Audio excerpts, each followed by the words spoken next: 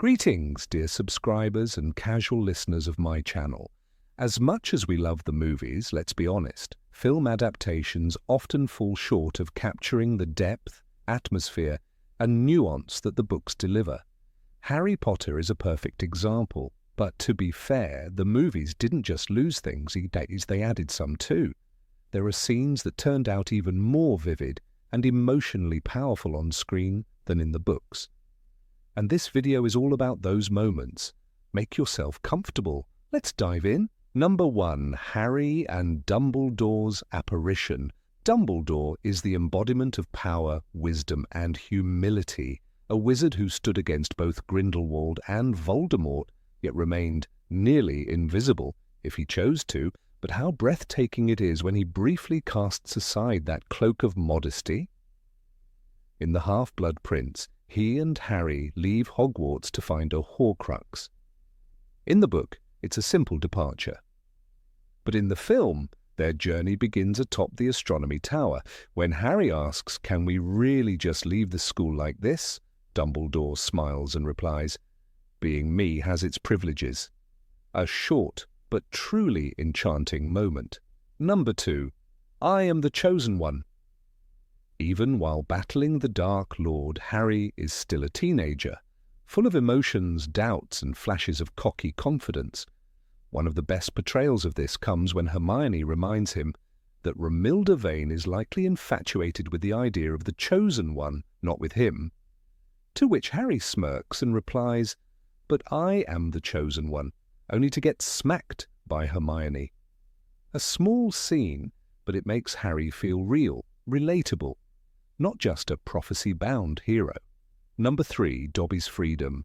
Dobby is a fan favourite. While his role was cut down in the films, his most pivotal moment, being freed from the Malfoys, stayed in. And honestly, the film handled it with more style and logic. In the book, Harry hides Tom Riddle's diary in a sock, which Lucius tosses aside, accidentally freeing Dobby. But in the film, Harry cleverly slips the sock into the book and hands it to Malfoy, who, unknowingly, gives it to Dobby. No accidents, just Harry's wit and clever thinking. Number 4. Harry and Hermione's dance. This scene doesn't exist in the books, but in the films, it became one of the most emotional moments in the entire series. With Ron gone and the weight of fear and loneliness crashing down on them, Harry and Hermione share a quiet moment, a tent, a radio, a slow song, and they dance, not as lovers, but as true friends holding each other up in the darkest of times. It's simple, tender, and deeply human. Number 5. The Centaurs and Umbridge. Umbridge is easily one of the most hated characters in the franchise, and for good reason. When she comes face to face with the Centaurs, her arrogance reaches a breaking point. "I am a ministry official." In the book, the scene is fairly straightforward, but the film adds a touch of poetic justice. As Umbridge pleads for help, Harry calmly replies, "I must not tell lies," echoing the painful punishment she forced on him. Revenge, as they say, is best served cold. Number 6. The return of Voldemort in the graveyard. The graveyard is cold, silent, until the stone cauldron bubbles and a figure begins to rise. In the book, Voldemort's return is described in chilling detail. He was no longer handsome. He was snake-like, with slits for nostrils and red eyes. It's a moment of dread. But in the film it becomes something more, something unforgettable. The shadows stretch, the music tightens, and Ralph Fiennes steps forward, bald, pale, monstrous. He opens his arms, breathes deeply. He is reborn. The camera lingers on his movements. Every gesture is theatrical, measured, as if Voldemort is savouring his own existence. He circles Harry slowly, wand loose in hand. The Death Eaters kneel. The fire crackles behind them. "Do you know how I was torn from my body?" he asks, voice like poison. There is no hurry, no mercy, just a predator toying with prey. Then he raises his hand, touches Harry's cheek and whispers, "I can touch you now." The touch is gentle. The meaning is horrifying. Ralph Fiennes turns Voldemort into something ancient and cruel. Not just evil, but elegant in his cruelty. His laugh is thin, joyless. Harry doesn't stand tall here. He trembles, alone, wand shaking.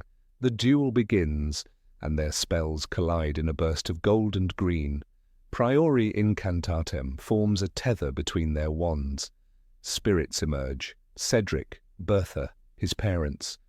The book captures the strange beauty of that moment, but the film makes it pulse with light and sound. Every second feels like a heartbeat.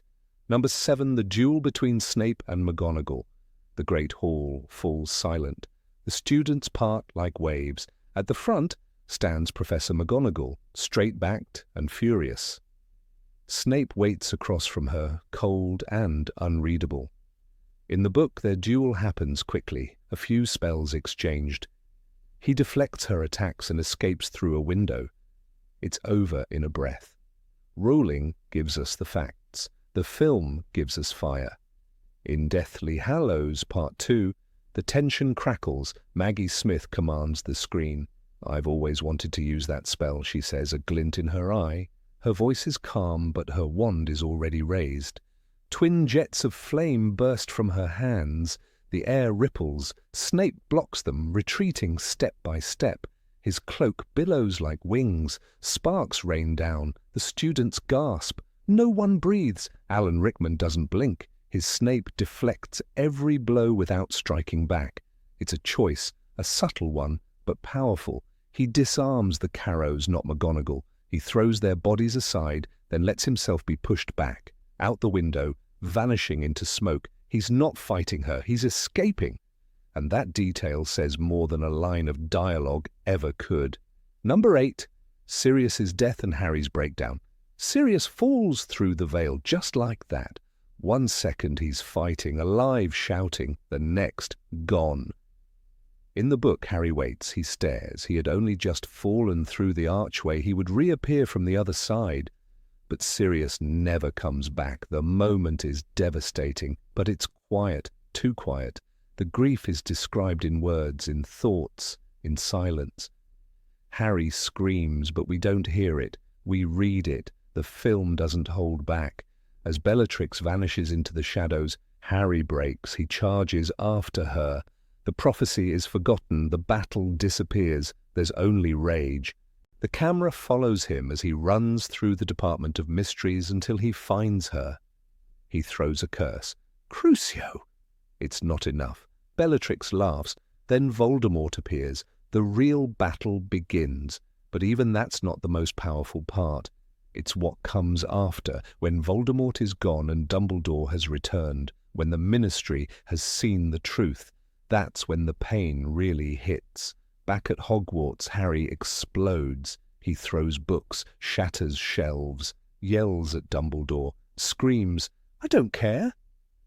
Daniel Radcliffe doesn't act the scene. He lives it. His voice cracks, his body trembles. It's raw and violent and human.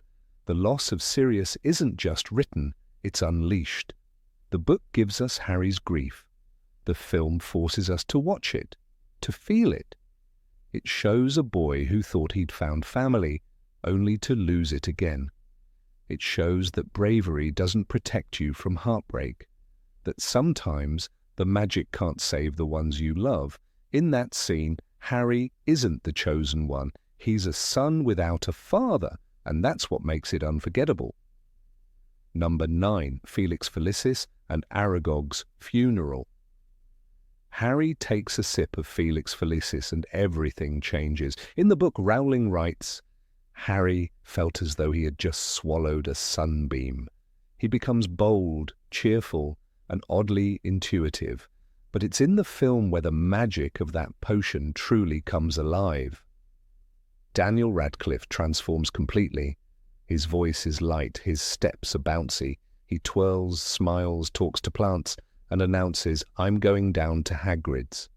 Without hesitation, without fear, just lucky. The funeral of Aragog, the giant spider, could have been a grim affair. Instead, it turns into one of the most unexpectedly hilarious and charming moments in the entire series. Harry, glowing with confidence, casually consoles Hagrid with the line, "I reckon he had a good life for a spider." His timing is strange, his words awkward, and yet everything he says lands perfectly. Even Slughorn, who arrives to collect venom, is caught off guard by Harry's unusually relaxed charisma. Daniel Radcliffe's delivery in this scene is precise. He adds a sparkle to Harry that we've never seen before. Every gesture feels spontaneous. He pets Aragog's shell with almost too much affection. He calls Slughorn Horace with a sly grin. It's the one moment in the dark sixth installment where humour takes over, and it's all because of Felix. The scene feels like a brief escape from the heaviness of Horcruxes and betrayal. It's magic at its most delightful. In the book, this chapter is funny, but it reads quickly. The film lingers. It allows the comedy to breathe. And because of that, the audience gets something rare, a chance to simply enjoy Harry's world again, not as a battlefield, not as a tragedy, but as a place where luck, even for a moment, makes everything feel light. Number 10, Harry and Dudley's final goodbye. In the book, Harry and Dudley say goodbye in a driveway. It's awkward, polite almost. Dudley mumbles a thank you. Harry is surprised. "You think I'm not a waste of space?" he asks, and Dudley nods. That's it. No hug, no eye contact, just a quiet understanding. It's a powerful moment, but easy to miss. Rowling chose subtlety, but subtlety can get lost. The film gives us something more. Though the full goodbye scene was deleted from the final cut, a shorter version remains. Vernon rushes into the car, ignoring Harry. Petunia follows, tight-lipped. But Dudley stops. He looks at Harry, confused, concerned. "Why isn't he coming with us?" he asks. His voice isn't angry. It's scared. For the first time in 8 films, Dudley Dursley isn't sneering, he's worried. Actor Harry Melling plays the moment with restraint. He doesn't overdo it. His eyes flicker, his jaw clenches. You see a boy who's been raised to hate, but who finally questions what he's been taught. It's just a few seconds, but it lands. The way he looks at Harry, as if seeing him for the first time, says more than words could. The film lets us imagine something the book only hints at. Growth, regret, a future where maybe, just maybe, the Dursleys change. Dudley doesn't need to apologize or cry. He just needs to look back. And he does. In a story filled with dragons and curses, it's this tiny human moment that stays with us. A boy who once bullied his cousin now stands in silence and cares. Number 11, Snape's death and look at me. Snape dies surrounded by shadows and blood. In the book, the scene plays out in the Shrieking Shack. Voldemort, seeking control over the Elder Wand, orders Nagini to strike. It happens quickly. There's barely time to breathe. Rowling writes, "The snake struck as if it had been unleashed, slamming its heavy body against the window. Snape's eyes seemed to lose focus, and he fell backward. It's cold, sudden, detached, and it fits Snape's life, always in the background, always misunderstood. But the film shifts the scene to the boathouse, and with that one change, it transforms everything. Water laps against the wooden dock. Moonlight filters in through shattered glass. As Snape bleeds out, he looks at Harry and whispers, "Take it. Take," referring to the memories he must pass on. But then comes the moment that crushed audiences. With trembling hands and fading breath, Snape says, "Look at me." It's not a command, it's a plea. He wants the last thing he sees to be Lily's eyes through Harry. Alan Rickman's performance elevates the scene beyond the page. He doesn't just speak the lines, he lives them. His eyes tremble, his lips quiver, The pain, regret, and love that have haunted Snape for decades explode in one silent expression. There are no special effects, no music cues, just the raw collapse of a man who lived in the shadows, dying for the son of the woman he never stopped loving. In the book, Snape's death is powerful because of what comes after, the memories, the truth, the heartbreak, but the film dares to slow down and make us watch him fall. It doesn't ask for pity, it demands understanding. In that final moment, the most guarded character in the series becomes the most human, and when the screen fades, it leaves behind silence and grief. Number 12. The destruction of the Millennium Bridge. The sky over London was calm. Office workers rushed across the Millennium Bridge. Tourists laughed, snapping photos. Then came the scream of wind and black smoke. A sudden shadow tore through the clouds. Yaxley, Travers, a group of Death Eaters streaked overhead like living missiles. Without warning, they dove. The bridge trembled. Steel twisted. Screams, chaos. People ran. Some were lifted into the air. Others vanished into the Thames. Within seconds, one of London's most iconic structures collapsed. The opening of Harry Potter and the Half-Blood Prince delivered a moment never seen in the book, but unforgettable on screen. In the novel, the attack is there, but only mentioned in passing. Chapter 1, The Other Minister, offers a conversation between the Muggle Prime Minister and Cornelius Fudge. "It's been a very difficult week, Prime Minister," Fudge says. "We've had Dementor attacks, a couple of nasty incidents in Diagon Alley, and yes, that bridge thing. But Rowling leaves the visuals to our imagination. The destruction remains distant, political, almost abstract. The film changes that. Director David Yates brings the war to the real world, where fear lives in sirens and falling glass. It's not just spectacle, it's purpose. The attack shows that Voldemort is no longer hiding. He's bold, reckless. The Death Eaters fly above Big Ben, past the London Eye, mocking the non-magical world. Their message is clear: the war isn't coming, it's already here. We see Katie Bell being cursed, Ollivander kidnapped, and Diagon Alley in ruins, all within the first few minutes. The stakes are rising. The fantasy world is bleeding into reality. The divide is gone. Number 13, Fred and George's escape from Umbridge. It started with a bang, not a metaphorical one, but a real, resounding explosion that echoed through the ancient stone walls of Hogwarts. Students gasped, professors dropped their wands, cats scattered.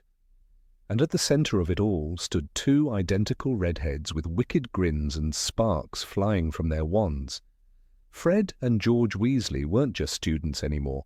That day, they became legends. The escape of the Weasley twins from the oppressive regime of Dolores Umbridge wasn't merely a prank, and it wasn't just a rebellion. It was a carefully orchestrated symphony of chaos, colour, and courage.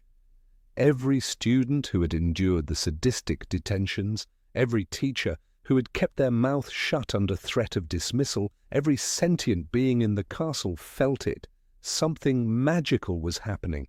A line had been crossed, and there was no going back. Let us not forget the dark context. Umbridge had seized control of the school in a slow and creeping coup. She had been appointed as the Defense Against the Dark Arts professor by the Ministry, but quickly climbed to the position of High Inquisitor. Her presence oozed cruelty beneath a veil of sugar-coated smiles and pink cardigans. The walls of Hogwarts groaned under her rules. No music, no laughter, no clubs, no joy. Her educational decrees suffocated the very soul of the school. Fred and George, of course, had never been fans of authority. Even in their first years, they delighted in mischief, but their mischief was never senseless. It was joyful, creative, and, most of all, liberating. When Umbridge began her reign of terror, they didn't shrink away. They leaned into the resistance with every ounce of brilliance they possessed.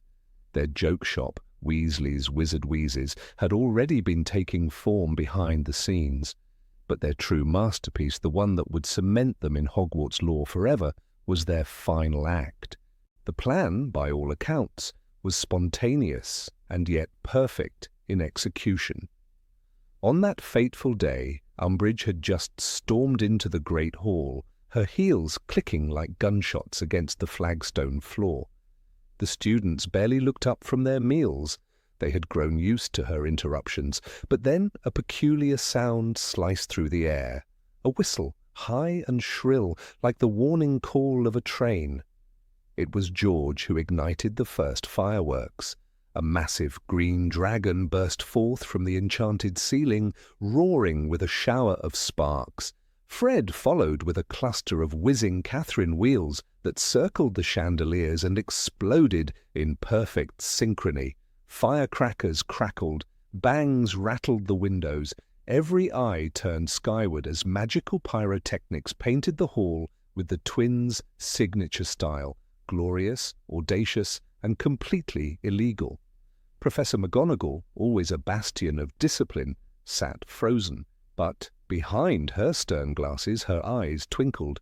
She didn't lift a finger, nor did Flitwick, nor, quite hilariously, did Hagrid, who let out a booming laugh from the staff table. It was Umbridge who lost control. Screaming orders at Filch, dodging a swooping phoenix made of light, she tried desperately to maintain order. But order had long since taken flight. Filch, panting, red-faced, and utterly bewildered, charged after the twins with a bucket of what could only be described as magical extinguisher foam. It was too late.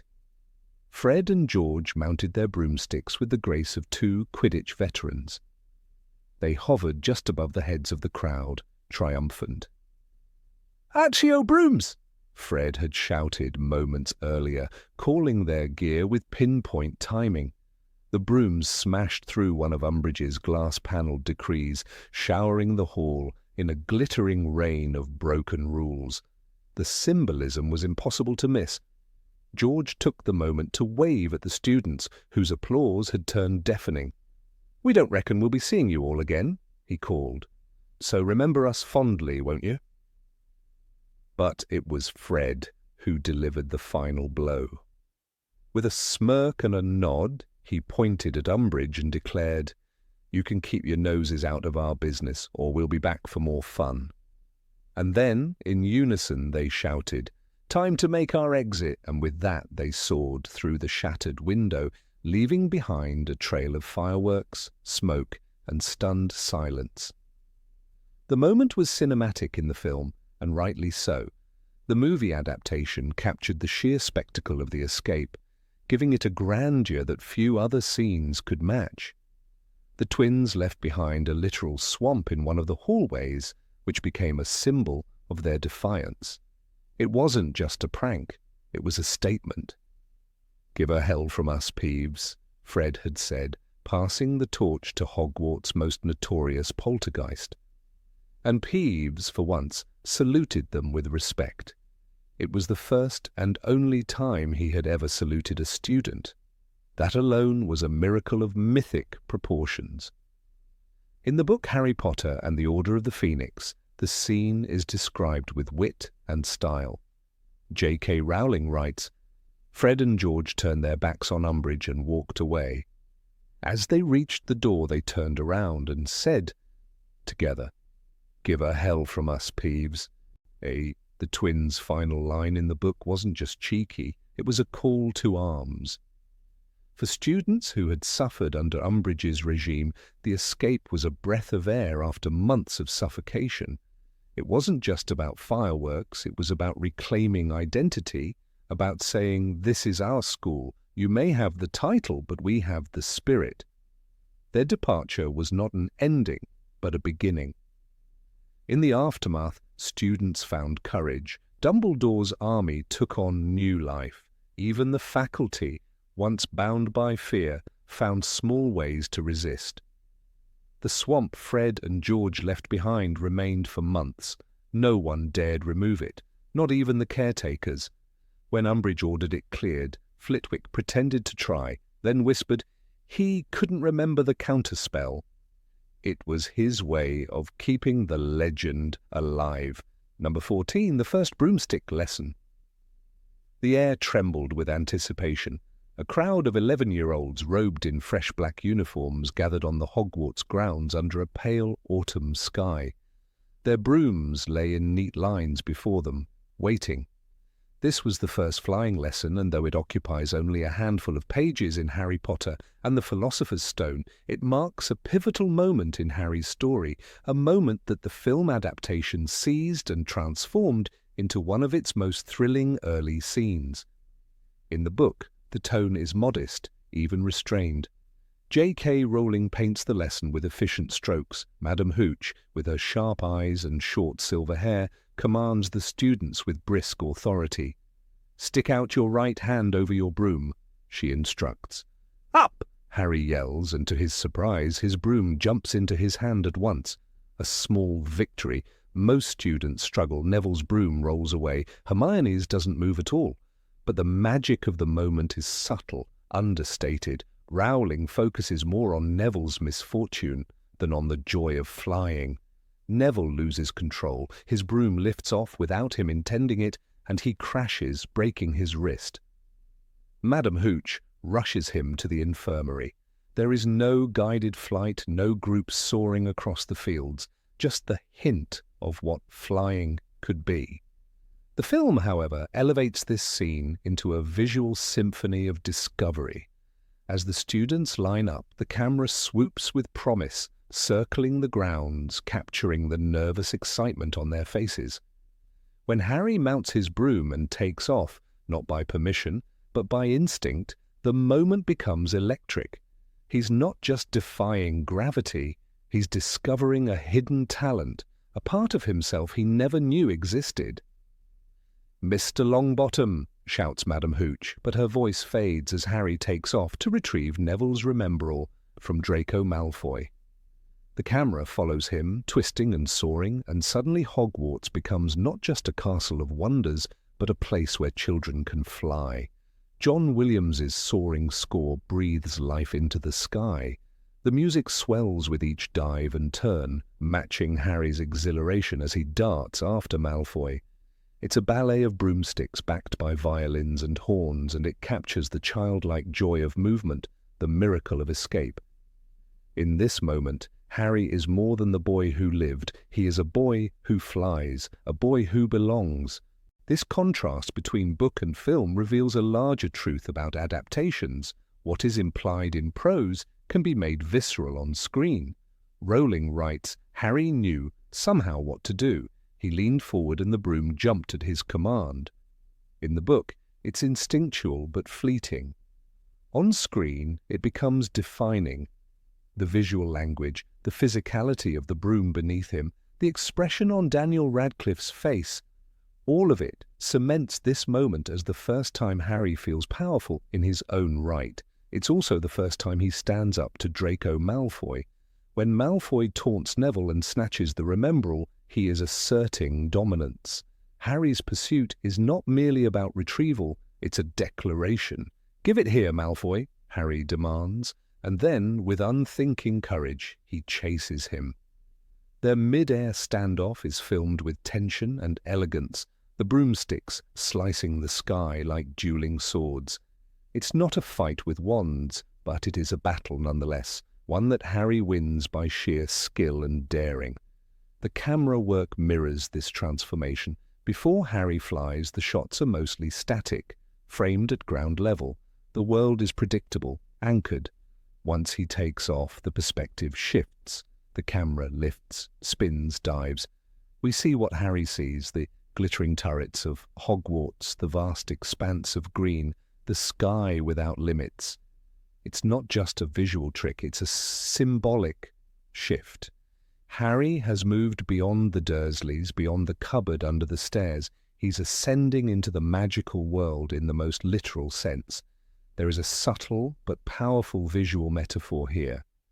In the book, broomsticks are tools. In the film, they are extensions of will. Madam Hooch's command, "up," becomes more than instruction. It is a challenge to rise. Harry, who has never been chosen for anything, is suddenly chosen by the broom. Or perhaps he chooses it. The connection is unspoken, primal. The moment his fingers curl around the handle, something inside him awakens. Even the way the film handles Madame Hooch's absence is telling. In the book, she leaves to escort Neville to the hospital wing, instructing the students to remain grounded. In her absence, Malfoy provokes Harry, and the conflict escalates. In the film, her departure is brief but significant. It gives Harry room to act on his instincts. The adults fade into the background. This is not a story about supervision. It's about a child discovering freedom, and with it, responsibility. The consequences of Harry's flight are immediate. Professor McGonagall, observing from a window, storms across the lawn. Her expression is unreadable, stern, urgent. She summons Harry not to punish him, but to elevate him. This is the moment she introduces him to Oliver Wood, captain of the Gryffindor Quidditch team. "You've got a natural talent," she says. In the book, she simply tells Wood, "I've found you a seeker." The scene is swift, almost transactional. In the film, it carries weight, a sense of destiny unfolding. The term seeker itself becomes symbolic. Harry isn't just playing a sport, he's learning who he is. A seeker searches for truth, for meaning, for belonging. This role suits Harry not just in Quidditch, but in life. He seeks the truth about his past, about Voldemort, about himself. The flying scene, then, is not only about adrenaline, it's about identity. Rupert Grint's portrayal of Ron in this scene adds warmth and grounding. As Harry returns from the sky, Ron's expression shifts from awe to delight. "That was amazing, mate," he says later. This camaraderie contrasts with Malfoy's sneer. The division between the houses begins to deepen, not just in sorting hats and dormitories, but in values. Gryffindor admires courage, Slytherin respects cunning. This flying lesson becomes the first battlefield where those values clash. Number 15, Final Duel, Harry versus Voldemort in the courtyard. The final battle between Harry Potter and Lord Voldemort is one of the most iconic moments in both literary and cinematic history. In the book Harry Potter and the Deathly Hallows, J.K. Rowling stages this long-anticipated confrontation within the Great Hall of Hogwarts, surrounded by witnesses, students, teachers, and survivors of the war, giving the battle a communal and symbolic weight. But in the film adaptation, this moment is transformed into something more visually intimate and dramatically heightened, unfolding amidst the crumbling courtyard of the castle, in shadows and dust, where destruction paints every stone and sky. It is not just a duel, it is the end of an era. As the sun rises over the ruins of Hogwarts, we find Harry standing face to face with Voldemort, his once pale enemy, now weathered by desperation. In the book, this scene is filled with dialogue, sharp, insightful exchanges that touch on the Elder Wand, on Snape's allegiance, on the true master of death. That wand still isn't working properly for you because you murdered the wrong man. Severus was never the true master of the Elder Wand, Harry says, exposing the final miscalculation of the Dark Lord. The drama here lies not only in the fight, but in the unraveling of Voldemort's power in front of everyone who had once feared him. But the film makes a different choice. Words give way to movement. When Harry grabs Voldemort and the two are flung off the edge of the castle's tower, becoming a tangle of shadows and spells, it's not logic that speaks, but raw emotion. The film strips the confrontation of onlookers and speeches. It reduces the fight to two beings locked in a struggle that is both primal and symbolic. Light versus dark, love versus fear. It becomes a dance of destiny played out in silence and ash. There is something undeniably cinematic in watching Voldemort's cloak flutter in the wind as he stalks Harry through the courtyard. The decision to have the castle fall to ruin around them while they fight heightens the sense of finality. Every stone broken, every column collapsed, mirrors the end of Voldemort's reign. The visual language here tells us what words cannot.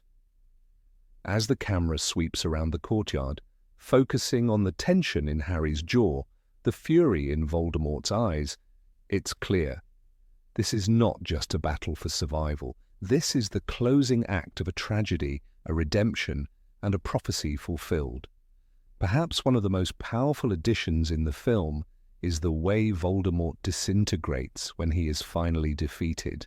Unlike the book, where he simply dies, falls like any man, lifeless and cold, the film shows his body unraveling into dust, his very essence scattering into the wind. It's symbolic. Evil, no matter how powerful, leaves behind no true legacy. Voldemort, who spent his life trying to transcend death, dies a death that leaves no trace. His remains are not buried, not mourned. He becomes nothing. But the book offers a different kind of gravitas. Voldemort's death in the Great Hall is abrupt, almost mundane. Tom Riddle hit the floor with a mundane finality, ruling rights. This is perhaps more powerful in its own quiet way. The boy who split his soul in search of immortality is felled by his own spell and dies like any other man. There's no dramatic music, no wind or rising flames, only silence. The horror lies in the ordinariness. It tells readers that no matter how terrible someone may be, they are still human. They can be undone by their own hubris. The presence of witnesses in the book version, Ron, Hermione, McGonagall, the Weasleys, Luna, Neville, adds emotional layers. They are not just spectators. They are the reason Harry fights. He is not alone. When he stands in the Great Hall facing Voldemort, he does so with an entire world behind him. Every victory, every loss has brought him to this moment. His parents' sacrifice, Sirius's death, Dumbledore's fall, Snape's pain. It all flows into this single confrontation. The dialogue in the book also provides something the film lacks: resolution through understanding. Harry doesn't just fight Voldemort, he outsmarts him. He explains the truth behind the Elder Wand, how it refused Voldemort's command. He shows that power gained through violence is ultimately flawed. Does it make you feel better, Harry, to think that the wand is not really working for me? Voldemort sneers. It doesn't matter what you think. But Harry's reply is calm and certain. It's mine. I won it from Draco. With that, the fate of the battle is sealed. In contrast, the film leaves out the explanation. It sacrifices clarity for spectacle. To a viewer unfamiliar with the book, Voldemort's defeat might seem abrupt, even confusing. Why does the wand fail? Why does his spell backfire? Without Harry's monologue, the mechanics of his victory are lost.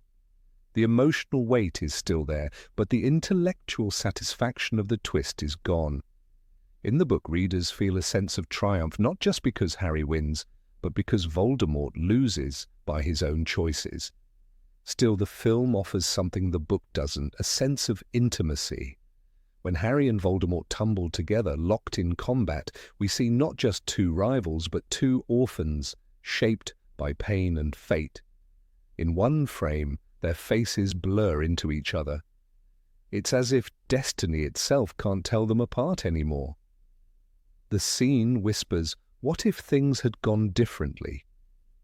What if Tom Riddle had chosen love instead of fear? The cinematography invites us to imagine that this battle is not just about right and wrong, but about the fragility of choice. Number 16. Draco and Harry's encounter on the Hogwarts Express. The moon rose like a silent sentinel over the forbidden forest, its silver glow slicing through the dense canopy and washing the castle grounds in pale light. In that moment, time seemed to falter. Beneath that same moon, the fragile illusion of safety within the walls of Hogwarts began to crack. And it cracked not with a scream, but with the slow, dreadful realization that something was terribly wrong with the man the students had come to trust, Professor Remus Lupin. The scene unfolds near the climax of Harry Potter and the Prisoner of Azkaban, both in J.K. Rowling's original text and in Alfonso Cuarón's dark and atmospheric film adaptation. But while the book presents the transformation with narrative restraint, the film plunges headlong into horror, capturing not only the physical agony of transformation, but also the psychological rupture that it represents for the students and for Lupin himself. In the book, the moment is quick, yet weighty. Rowling writes, Lupin's head was beginning to lengthen, so was his body. His shoulders were hunching, hair was sprouting visibly on his face and hands, which were curling into clawed paws. It's enough to ignite the reader's imagination, yet vague enough to leave much unseen. We are given just the outline of terror, a sketch that suggests more than it reveals. But Cuarón's film demands that we look. There is no turning away when David Thewlis, embodying the gentle and melancholy Lupin, begins to shake, to wheeze, to stagger back from his students. He gasps for breath as if the very air betrays him. And then, silence. For a heartbeat, there is nothing but the eerie, glassy hum of moonlight washing over the grass. The transformation begins not with a flash, but a build. Lupin convulses violently, his body arching unnaturally. His hands twitch and claw at his chest. He collapses to the ground, limbs contorting, skin stretching. The bones beneath his skin ripple like waves of pain, his eyes rolling back into his head. The students, Harry, Hermione, and Ron, can only stare, frozen by a horror that goes far beyond any creature feature they could have imagined. This isn't just a monster, they are watching their teacher unravel. It is easy to forget, amid the terror of the scene, that Lupin has always been portrayed as the most humane of the Defense Against the Dark Arts professors. Calm, intelligent, and kind, he was the first adult figure outside of Dumbledore to show Harry genuine warmth and fatherly guidance. He taught him the Patronus charm, patiently walking him through its complexities with the line, "You've got to think of something happy, something really, really happy." Now that same man is crouched under the moon, groaning, cracking, becoming something else entirely. Composer John Williams, usually associated with majestic, sweeping scores, veers into something utterly primal for this scene. The strings scream. A single note quivers like a knife's edge. The music doesn't accompany the scene, it wounds. The audience is drawn into Lupin's agony, not just visually, but emotionally. It's not a transformation, it's a punishment. Cuarón's vision was to reveal the contradictions within the wizarding world. The idyllic grandeur of Hogwarts is riddled with secrets, with traumas carefully hidden behind stone walls and smiling faces. Lupin's werewolf nature, though known to Dumbledore, had been a buried truth. But the moon forces truths into light, and the truth is horrifying, that kindness and monstrosity can live in the same body. As he finally completes his change, Lupin lets out a scream, a long, unhuman howl that tears through the forest and echoes over the lake. His clothes hang in tatters. His eyes, once gentle and tired, burn yellow. There is no recognition in his gaze when he turns to the children, no trace of the man who once handed out chocolate after a Dementor attack. There is only hunger. It is Hermione who understands first. "He forgot to take his potion," she whispers, her voice trembling. In the book, this line is understated, but in the film, it lands like a curse. The Wolfsbane potion, created by the brilliant Severus Snape, is what keeps Lupin's mind intact during full moons. Without it, he is not simply a werewolf, he is a threat, a feral thing with no memory of who he once was. The detail matters. The omission of the potion is not a careless oversight, but the result of a day steeped in confusion, betrayal, and revelation. Earlier, in the Shrieking Shack, Lupin is reunited with Sirius Black. Emotions run high, old wounds reopened. In the midst of it all, the full moon creeps into the sky, and Lupin forgets, fatally, the potion that anchors him. When he attacks, it is instinctive and wild. Sirius, in his animagus form as the enormous black dog Padfoot, intervenes. The two creatures clash, fangs bared, claws raking across fur and flesh. It is a desperate attempt to protect the children from a man who once taught them to face their fears. The irony is brutal.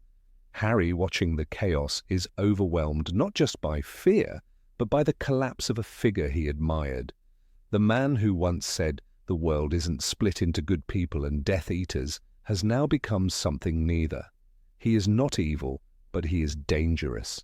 And that grey zone is terrifying. The scene underscores one of the central themes of Prisoner of Azkaban, the fragility of identity. Lupin is not just a werewolf, he is a teacher, a friend, a scholar. But the world has always reduced him to his condition. In the Ministry's registry, he is a creature. In the eyes of parents, a threat. Only Dumbledore had dared to trust him with a classroom, and even that trust now seems on the brink of betrayal. The students are not the only ones changed by the moment. Lupin, afterward, resigns. Not because he did anything malicious, but because the secret is out. He tells Harry, "Parents will not want a werewolf teaching their children." His tone is resigned, weary, not angry, not bitter, just tired. That quiet departure lands harder because we have seen what he becomes.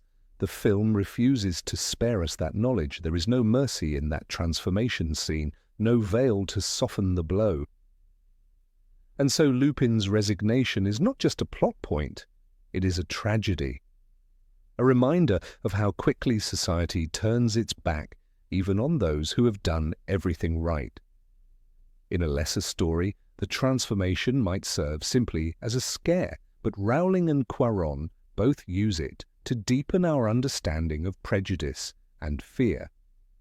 Lupin's condition is a metaphor for illness, for being othered, for being feared not for one's actions, but for one's nature. The transformation is not his crime, it is his curse. And yet, even in that monstrous form, something of Lupin remains. There's a moment, brief but unmistakable, where the werewolf pauses just for a heartbeat, as if recognizing Sirius, or perhaps the moonlight filtering through the trees, or maybe even the memory of a classroom full of students who trusted him. Then he lunges again, and the moment is gone, but it was there. The film lingers on that final chase through the forest. The camera swirls with disorientation, the trees blur, the shadows stretch. It is not clear who is hunting whom. The predator is lost, the prey are terrified, and through it all the moon shines, cold, distant, unfeeling. Lupin's humanity returns only with the dawn. In the aftermath, he is pale, ashamed, wrapped in blankets and silence. He doesn't plead for understanding, he doesn't explain, he simply accepts his fate. The scene mirrors his first appearance in the film, asleep, vulnerable, closed off to the world. But now we understand why. In the book, Harry says goodbye with sadness. In the film, he barely gets the chance. Lupin's exit is abrupt, mirroring the way people like him are often forced out quietly, without protest or ceremony.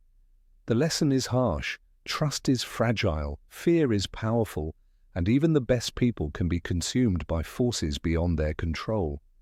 Still, Lupin's legacy lingers, not just in his teachings but in what he represents, a man burdened by a curse, yet choosing every day to be kind, to teach, to protect. The horror of his transformation does not erase that, it only makes it more poignant. That scene, raw, unflinching, unforgettable, reminds us that monsters are not born. They are made by pain, by circumstance, by the loss of control. But sometimes, even in the darkest night, there is still a trace of the man who loved chocolate, who believed in happiness, who taught young wizards how to fight their fears, and that, more than anything, is the true magic of Remus Lupin. Number 17, The Ghost of Helena Ravenclaw, the Grey Lady. The corridor was quiet, ancient stones echoing only the whisper of footsteps. Harry Potter stood alone within the crumbling majesty of Hogwarts, the final battle looming like a shadow behind every flickering torchlight. He was not searching for comfort or even safety. He was hunting truth. And in this quest the truth wore the face of a ghost, one who had lingered in silence for centuries. The Grey Lady had always been a figure on the edges of vision, floating silently in Ravenclaw Tower, never speaking to students unless absolutely necessary. Many knew her name, Helena Ravenclaw, but few understood the weight she carried. That changed on the night Harry confronted her. She was the key to one of Voldemort's final secrets. But what Harry found in that cold exchange was not merely information, it was a soul unraveling itself in mourning. In the book Harry Potter and the Deathly Hallows, the conversation between Harry and the Grey Lady is brief, functional. It serves its purpose. She tells him that the lost diadem of Rowena Ravenclaw, her mother, was hidden in the forest of Albania and later returned by someone seeking to harness its power, Tom Riddle. Her words are hesitant, and she maintains a ghost's distance from the living. "I stole the diadem," she admits simply, and Harry moves on. But the film dared to ask, what would it mean to be that ghost? To be a daughter who betrayed a mother, a soul trapped not just in a castle, but in regret? Gemma Jones breathed sorrow into the role, turning a minor character into a haunting presence. Her portrayal of Helena was fragile and seething like glass on the verge of breaking. When Harry approaches her in the film, the scene slows, the lighting dims. Her face is pale, not just because she is dead, but because of the torment she carries. "You seek my mother's diadem," she says, voice shaking with years of silence cracking open. She looks at Harry as if seeing her own past resurrected. "My mother, Rowena. She valued learning above all, and I stole it from her." There is no bravado in her confession, only the ache of an open wound. Rowena Ravenclaw, the founder of the most cerebral house at Hogwarts, was revered for her intellect, her wisdom. But, like all legacies, hers was not immune to betrayal. Helena, feeling overshadowed and misunderstood, took her mother's treasured diadem and fled. She believed it would bring her power of her own, a brilliance unmatched. Instead, it brought only exile.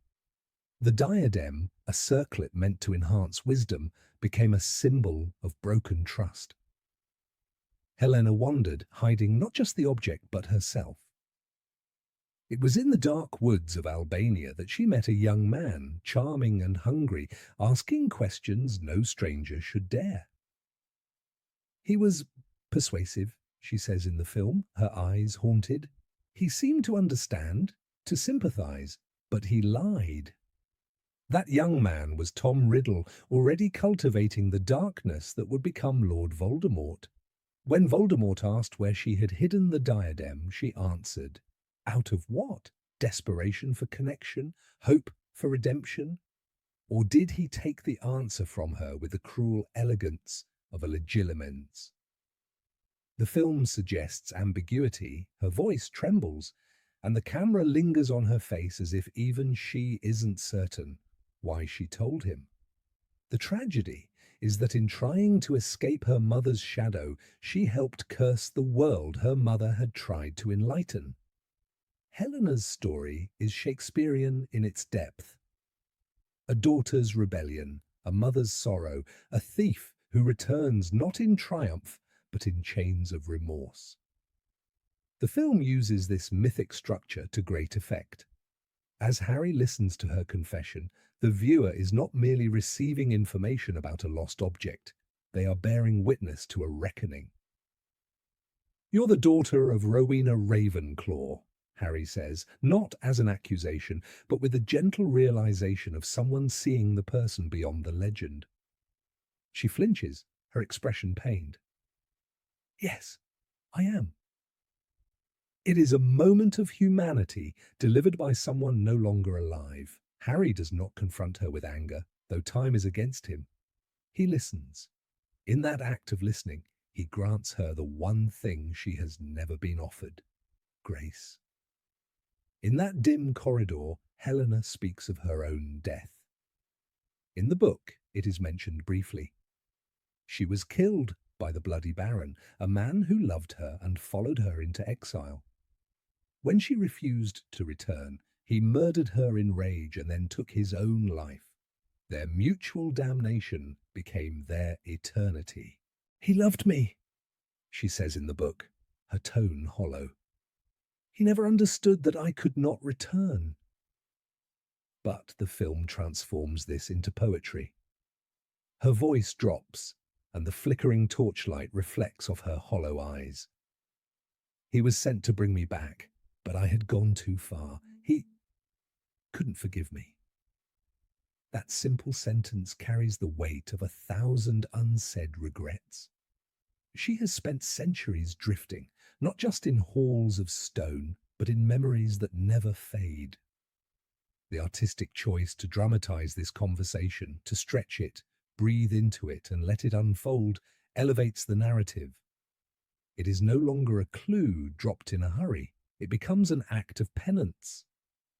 Helena speaks not just to Harry, but to herself, and perhaps to her mother, whose wisdom she thought she could steal and surpass. Gemma Jones gives us a Helena whose dignity is stitched together from the tatters of guilt. Her voice cracks in just the right places. Her eyes shimmer with unshed tears. She is not beautiful in death, but tragic, and that perhaps is more powerful. She is not the serene spectre the students see drifting by at feasts.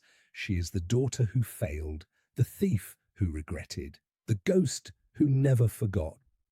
As Harry listens, we see a boy turning into a man, not because he holds a wand, but because he understands pain.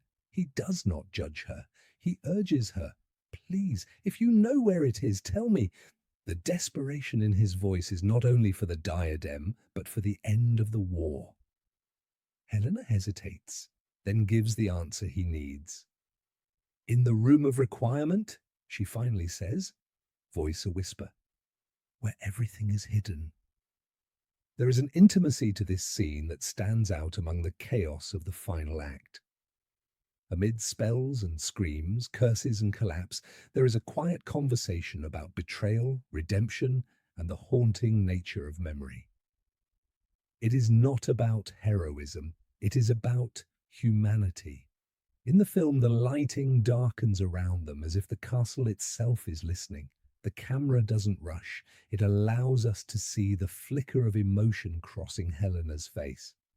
We see the child she once was. We see the heir to a great house who ran from her legacy and now guards it in the only way she knows how, by hiding it even in death. Harry, so often the bearer of others' pain, absorbs hers too. He offers no comfort. There is no time. But in his silence, there is understanding, and that in itself is a balm. One cannot help but wonder how Rowena Ravenclaw would have felt seeing her daughter become a cautionary tale. The woman who believed knowledge was the truest power might have learned the cost of wisdom too late. Or perhaps she always knew. Perhaps her heart broke long before Helena ever fled. The scene between Harry and the Grey Lady becomes more than a plot device. It is an elegy. An ode to the lost, to the misunderstood, to those who believed they could reshape destiny by stealing a crown. The diadem, once a symbol of brilliance, became a curse. Helena's soul, once bold and defiant, became a whisper in the shadows. But in speaking to Harry, she reclaims a piece of herself. She is not merely the Grey Lady. She is Helena Ravenclaw, daughter, thief, victim, witness. And for a moment, through the eyes of a boy ready to die to save others, she is seen, truly seen. And perhaps that is why, in the quiet moments that follow, she disappears. Not with a scream or a dramatic swirl, but with a stillness that feels like release. Her story told, her burden shared, her secrets no longer hers alone. She vanishes into the air, and Harry is left with knowledge, but also with sorrow. The kind of sorrow that lingers, the kind that whispers in echoing halls long after the war ends, the kind that reminds us that even in a world of magic, the deepest wounds are the ones we carry inside. Number 18, the aerial battle over London. The night sky over London was never meant to bear witness to such chaos. Dark clouds loomed, the wind howled through alleyways, and the Thames glistened below like a blade, catching the moonlight in fleeting sparks. But on this particular night, the air itself was set ablaze with wand light, broomsticks streaked across the skyline, and death itself whispered just inches from Harry Potter's shoulder. "Hold tight!" Mad-Eye Moody growled as they launched into the heavens. With his ever-roving magical eye scanning the skies, his voice was gruff but steady, a rock amidst the coming storm.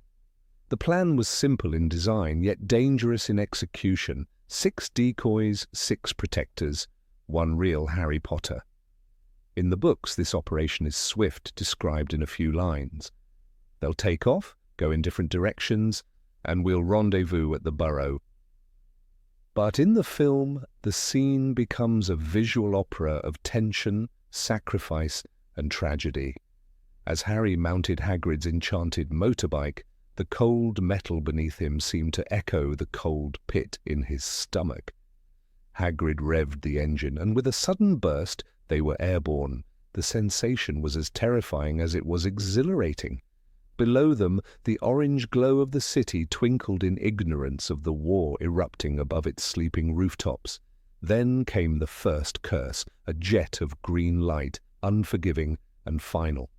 "They're here!" screamed someone above the roar of wind. The Death Eaters had arrived quicker than expected, and with lethal intent. Lightning danced between clouds as spells flew like comets. Stupefy, Expelliarmus, Avada Kedavra.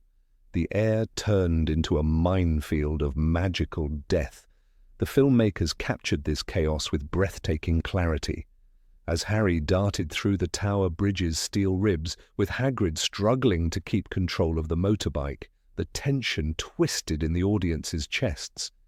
In a split second, an oncoming double-decker bus loomed in their path, its headlights piercing the dark like twin suns. Hagrid shouted, yanked the handlebars, and the motorbike flipped mid-air, only narrowly avoiding catastrophe. High above, somewhere near the shimmering face of the London Eye, Kingsley Shacklebolt dueled 2 Death Eaters at once, his robes whipping like banners in a storm. With each precise flick of his wand, he conjured shields of sapphire blue and blades of pure light. "We have to separate them," he bellowed, and with a powerful blast, he sent 1 Death Eater hurtling into the river below.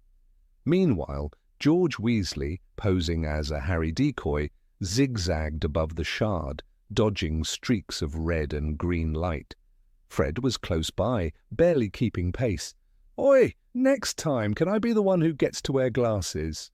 Fred yelled, trying to lighten the mood, even as a curse singed the end of his broom. George laughed, but it was short-lived.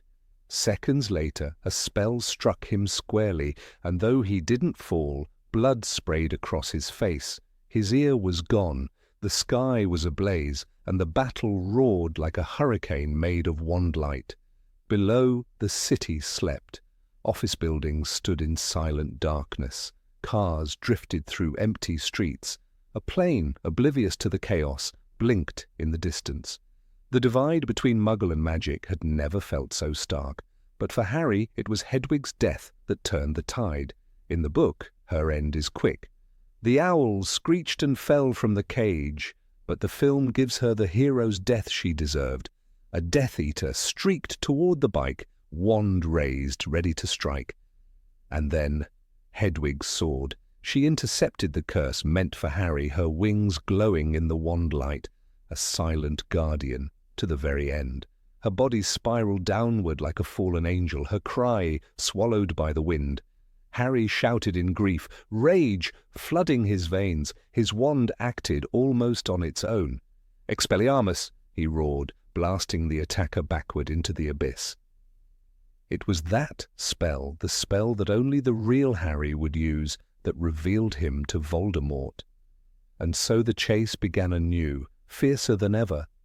Voldemort himself tore through the clouds, his black robes trailing behind him like a shroud. The very air recoiled from his presence.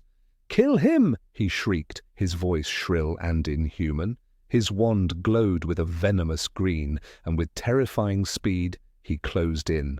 The motorbike sputtered, smoke pouring from its tailpipe. Hagrid shouted something unintelligible over the roar, then pressed a small silver button. With a deafening bang, the sidecar ejected from the bike like a missile. Harry screamed as he plummeted, grasping for control, his wand barely held in his freezing fingers.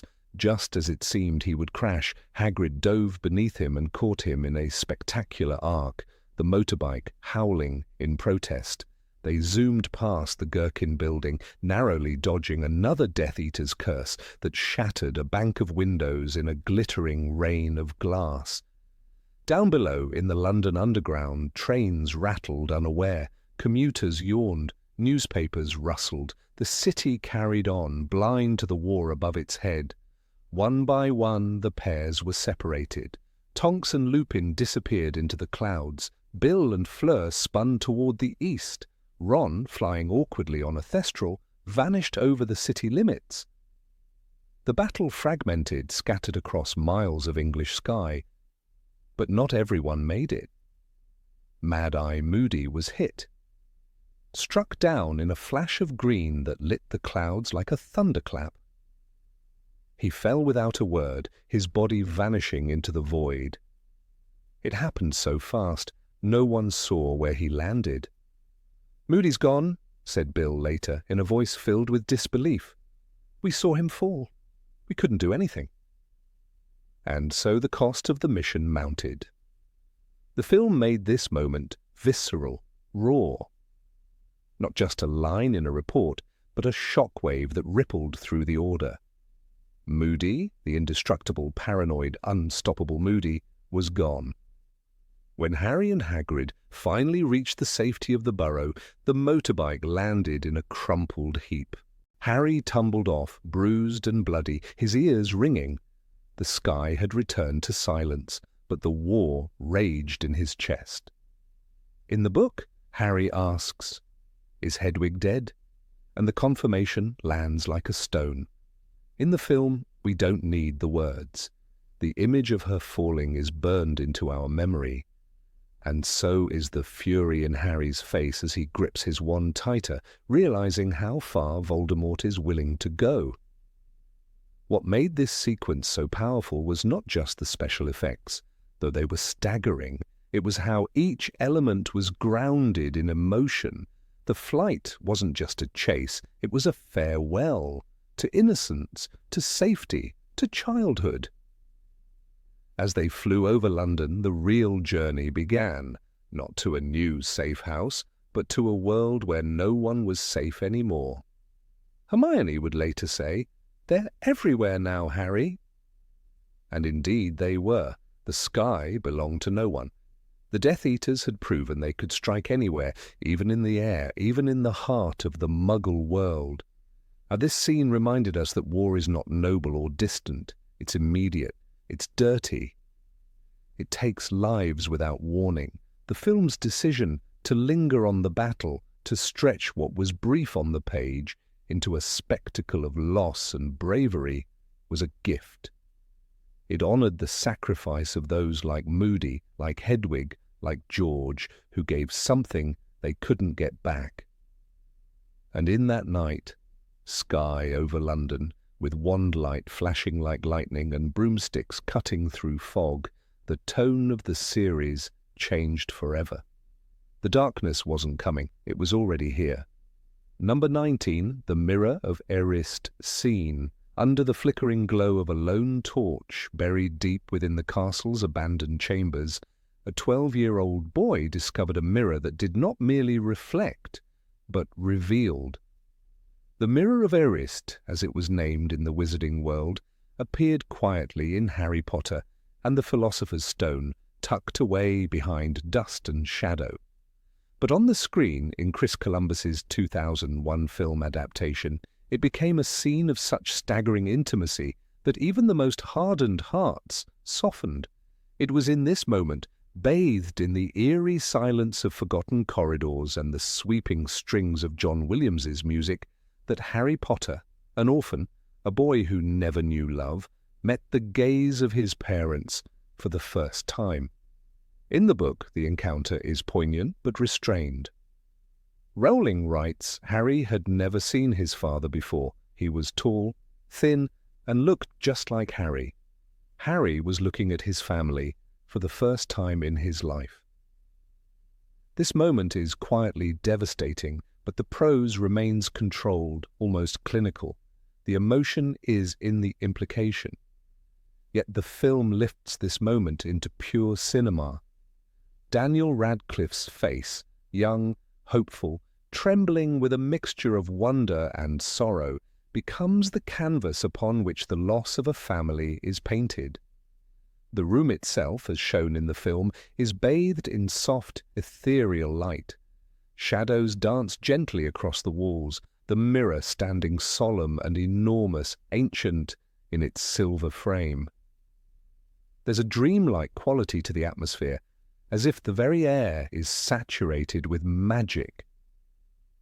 When Harry stumbles into the room, it's not with fanfare or curiosity. It's with the quiet shuffle of someone who doesn't yet understand what he's about to witness. The music cues gently, tentative strings beginning to unfurl like emotion itself.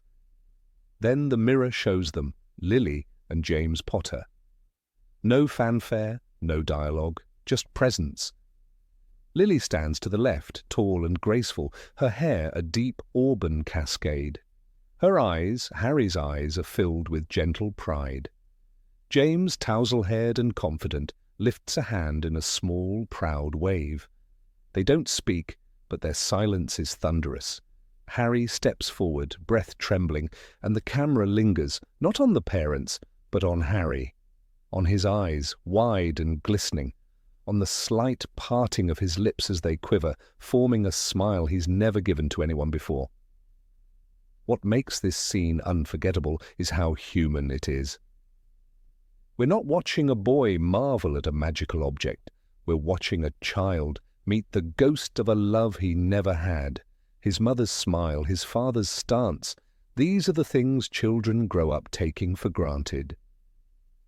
Harry never had the luxury. He only knew them from the fragments others gave him, Hagrid's story about James, McGonagall's sorrowful silence, Dumbledore's respectful distance. But now, here they are, whole, alive, and watching him back. Radcliffe, who was only 11 at the time, doesn't oversell the moment. His acting is all in the eyes, the way they begin to sparkle, then tremble, then cloud with tears. He steps closer, his hand reaching out slowly toward the glass, fingers almost trembling. He doesn't cry outright, that would be too easy. Instead, he smiles through the tears, and that is what breaks the viewer. Because it's not just joy, it's mourning, a mourning of something he never got to experience, a life that could have been. John Williams, whose compositions shaped the soul of the early Harry Potter films, delivers one of his most haunting pieces in this scene. The theme for the Mirror of Erised isn't grand or bombastic. It is quiet, almost fragile. A series of piano notes that sound like memories drifting through time. As Harry stands before the mirror, the music swells slightly, not in triumph, but in sorrow. It's as if the melody itself is weeping with him. This cinematic moment is layered with visual metaphors. The mirror doesn't just reflect, it resurrects, it conjures from desire the image of what has been lost. And unlike other magical objects in the wizarding world, the Mirror of Erised asks for nothing in return. It offers no warnings, no riddles, no curses, only reflection. But it's a dangerous kind of magic, one that shows the deepest, most desperate desire of a person's heart. And for Harry, that desire is not power or fame or fortune, it is family.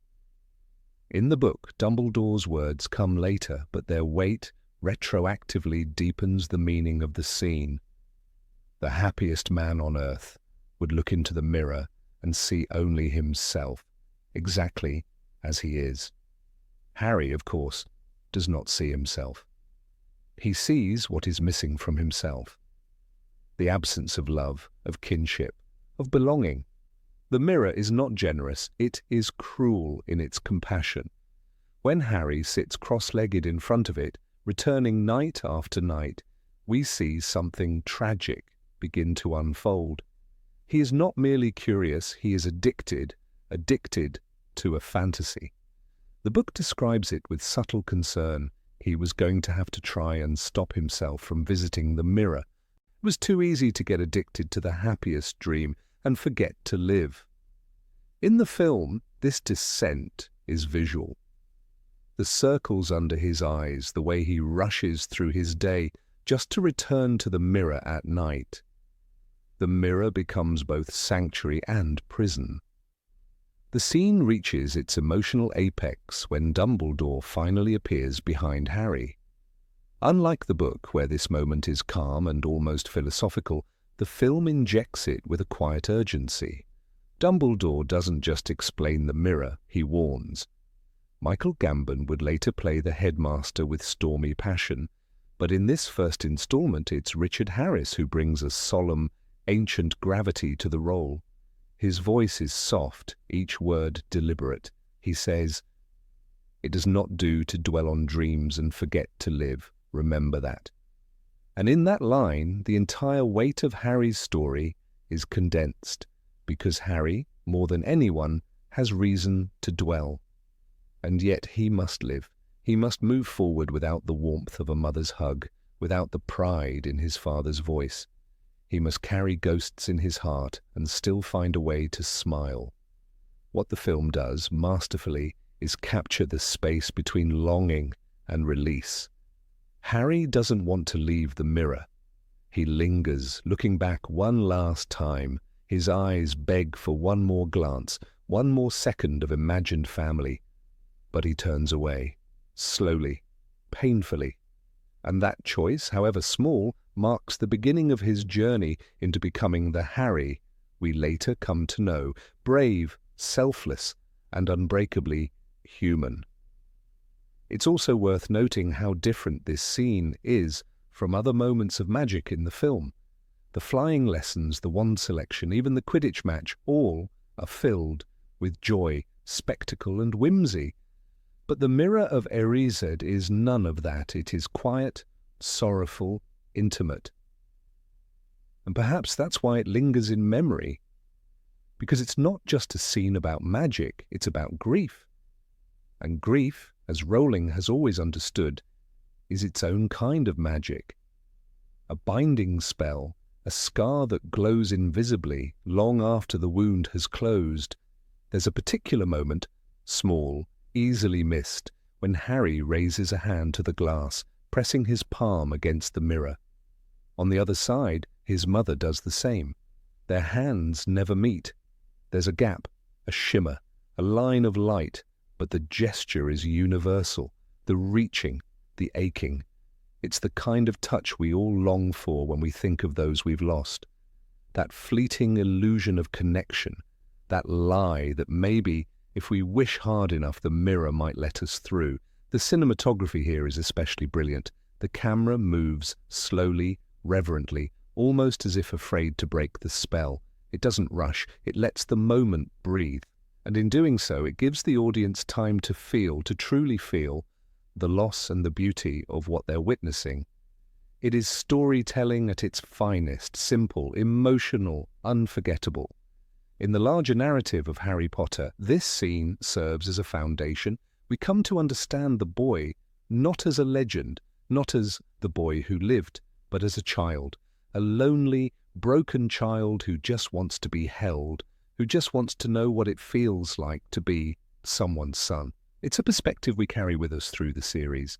When Harry later sees his parents through the resurrection stone, or when he names his son after them, or even when he faces death with courage, it is this moment in the mirror that echoes behind all those choices.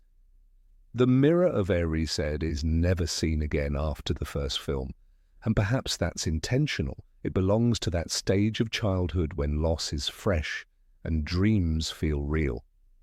As Harry grows, he carries the memory, but not the obsession. He learns as Dumbledore wished to live, yet for the audience, it is a moment that never fades because we all have our own mirrors, our own visions of what we most desire, and when we see Harry smile through tears, we are reminded of our own losses, our own longings. The scene becomes a mirror for us too. It's remarkable that a children's film dared to include a scene so weighted with sadness, but that is the genius of the Harry Potter franchise. It never talked down to its audience. It believed that children, like adults, understood grief, and in doing so it gave us something rare, permission to feel, to miss, to ache, and to move forward anyway. And so in a quiet, empty room in Hogwarts, beneath the sigh of strings and the silence of memory, a boy looked into a mirror and saw his heart's desire. He smiled, he wept, and then he walked away. Not because he wanted to, but because he had to. And in that act, Harry Potter became something more than a hero. He became real. Number 20, Molly against Bellatrix. Of all the moments that grip the readers of Harry Potter and the Deathly Hallows, few struck with the ferocity and emotional precision of the battle between Molly Weasley and Bellatrix Lestrange. In the book, J.K. Rowling gives us a sudden, startling moment of maternal fury. It's not a duel drawn out over chapters. It's fast, ruthless, and unforgettable. As Bellatrix taunts Ginny, barely missing her with a deadly curse, the voice of Molly Weasley cuts through the chaos like a whip. "Not my daughter." This single sentence sent shivers down the spines of readers across the world. In just a few words, Rowling shattered Molly's gentle, motherly image and unleashed the lioness within. The scene lasts barely a few paragraphs, but its legacy is massive. And yet, when it came time to bring this pivotal moment to the screen in Harry Potter and the Deathly Hallows Part 2, the filmmakers understood they couldn't just reproduce it verbatim. They had to elevate it.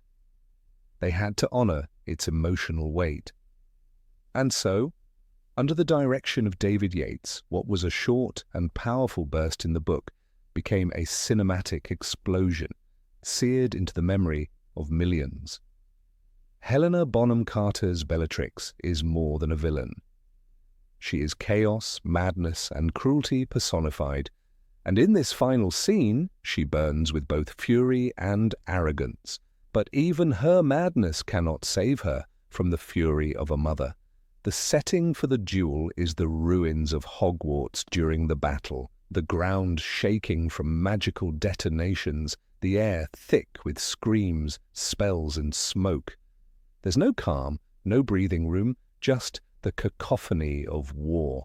Bellatrix stands tall, laughing as curses fly. Her lips curled in delight. She toys with the young fighters, almost enjoying the carnage.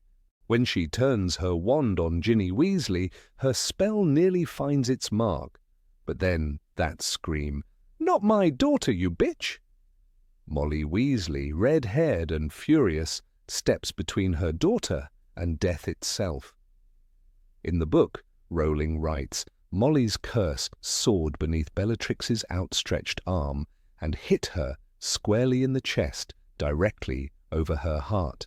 Bellatrix's gloating smile froze, her eyes seemed to bulge. For the tiniest space of time, she knew what had happened, and then she toppled, the watching crowd roared, and the sun rose upon a new world. It's a chilling image, not just because of the violence, but because of what it represents, the final fall of Voldemort's most loyal servant. The woman who killed Sirius Black tortured Neville's parents into madness and danced in the ruins of lives brought down by a mother's love. But the film goes even further. It transforms the moment into a magical shootout that mirrors Western duels where wands whip like pistols and the camera spins as spells collide mid-air. Molly's face is hard, unshaken. Her rage is cold and precise. Bellatrix is wild, confident, cruel. But for the first time, she is outmatched. Their duel is a clash of two elemental forces, chaos and order, madness and maternal fury. The spells fly like bullets, lighting the scene in blue and orange flashes. One can almost hear the rhythm of a war drum in the background. Julie Walters, portraying Molly, delivers the famous line with a rawness that makes cinema history. There's no trace of hesitation, no performance. It's as if Molly Weasley has lived inside her all along. The words hit the audience as hard as they hit Bellatrix, and Helena Bonham Carter, always electric, savors the moment, portraying Bellatrix with a sinister delight that melts into shock and disbelief when the fatal curse hits her. Her body is lifted off the ground, frozen in time, and then shatters like glass. She is gone, not in a crumple or a scream, but in fragments. This visual choice, her body exploding into fragments, is a significant departure from the book. In Rowling's version, Bellatrix simply falls dead, but the film's interpretation is deliberate. It is a visual metaphor. Bellatrix doesn't just die, she disintegrates. The spell doesn't leave a body. It ends her completely. The darkness she spread is symbolically broken into 1,000 pieces. In the moment, she becomes less a person and more a symbol of hatred that is no more. Evil has finally met its reckoning, not at the hands of a powerful wizard, not from Harry or Dumbledore's army, but from a mother defending her child. There's an irony in Bellatrix's fate. She, who never had children, who only loved Voldemort in her twisted, obsessive way, is destroyed by the purest maternal love imaginable. That's the genius of Rowling's decision. It's not a powerful wizard or aura who takes down Bellatrix Lestrange. It's a homemaker, a woman who worries over packed lunches and knitted jumpers, who loves deeply and fights when it matters. It's a final rebuke to the idea that strength must come from power. Sometimes, strength comes from love. The reactions from the audience, both in theatres and among readers, are testament to how powerful this scene is. Many fans cheered during screenings, erupting in applause as Molly delivered the fatal blow. It was more than just a victory, it was catharsis. Bellatrix had haunted the series since Order of the Phoenix, and her death was justice long awaited. But it was also something deeper. In a story where so many mothers are absent or destroyed, Molly Weasley stood tall and showed that the bonds of family could still stand against darkness. Behind the scenes, the scene was not easy to craft. Helena Bonham Carter and Julie Walters rehearsed their duel like a dance.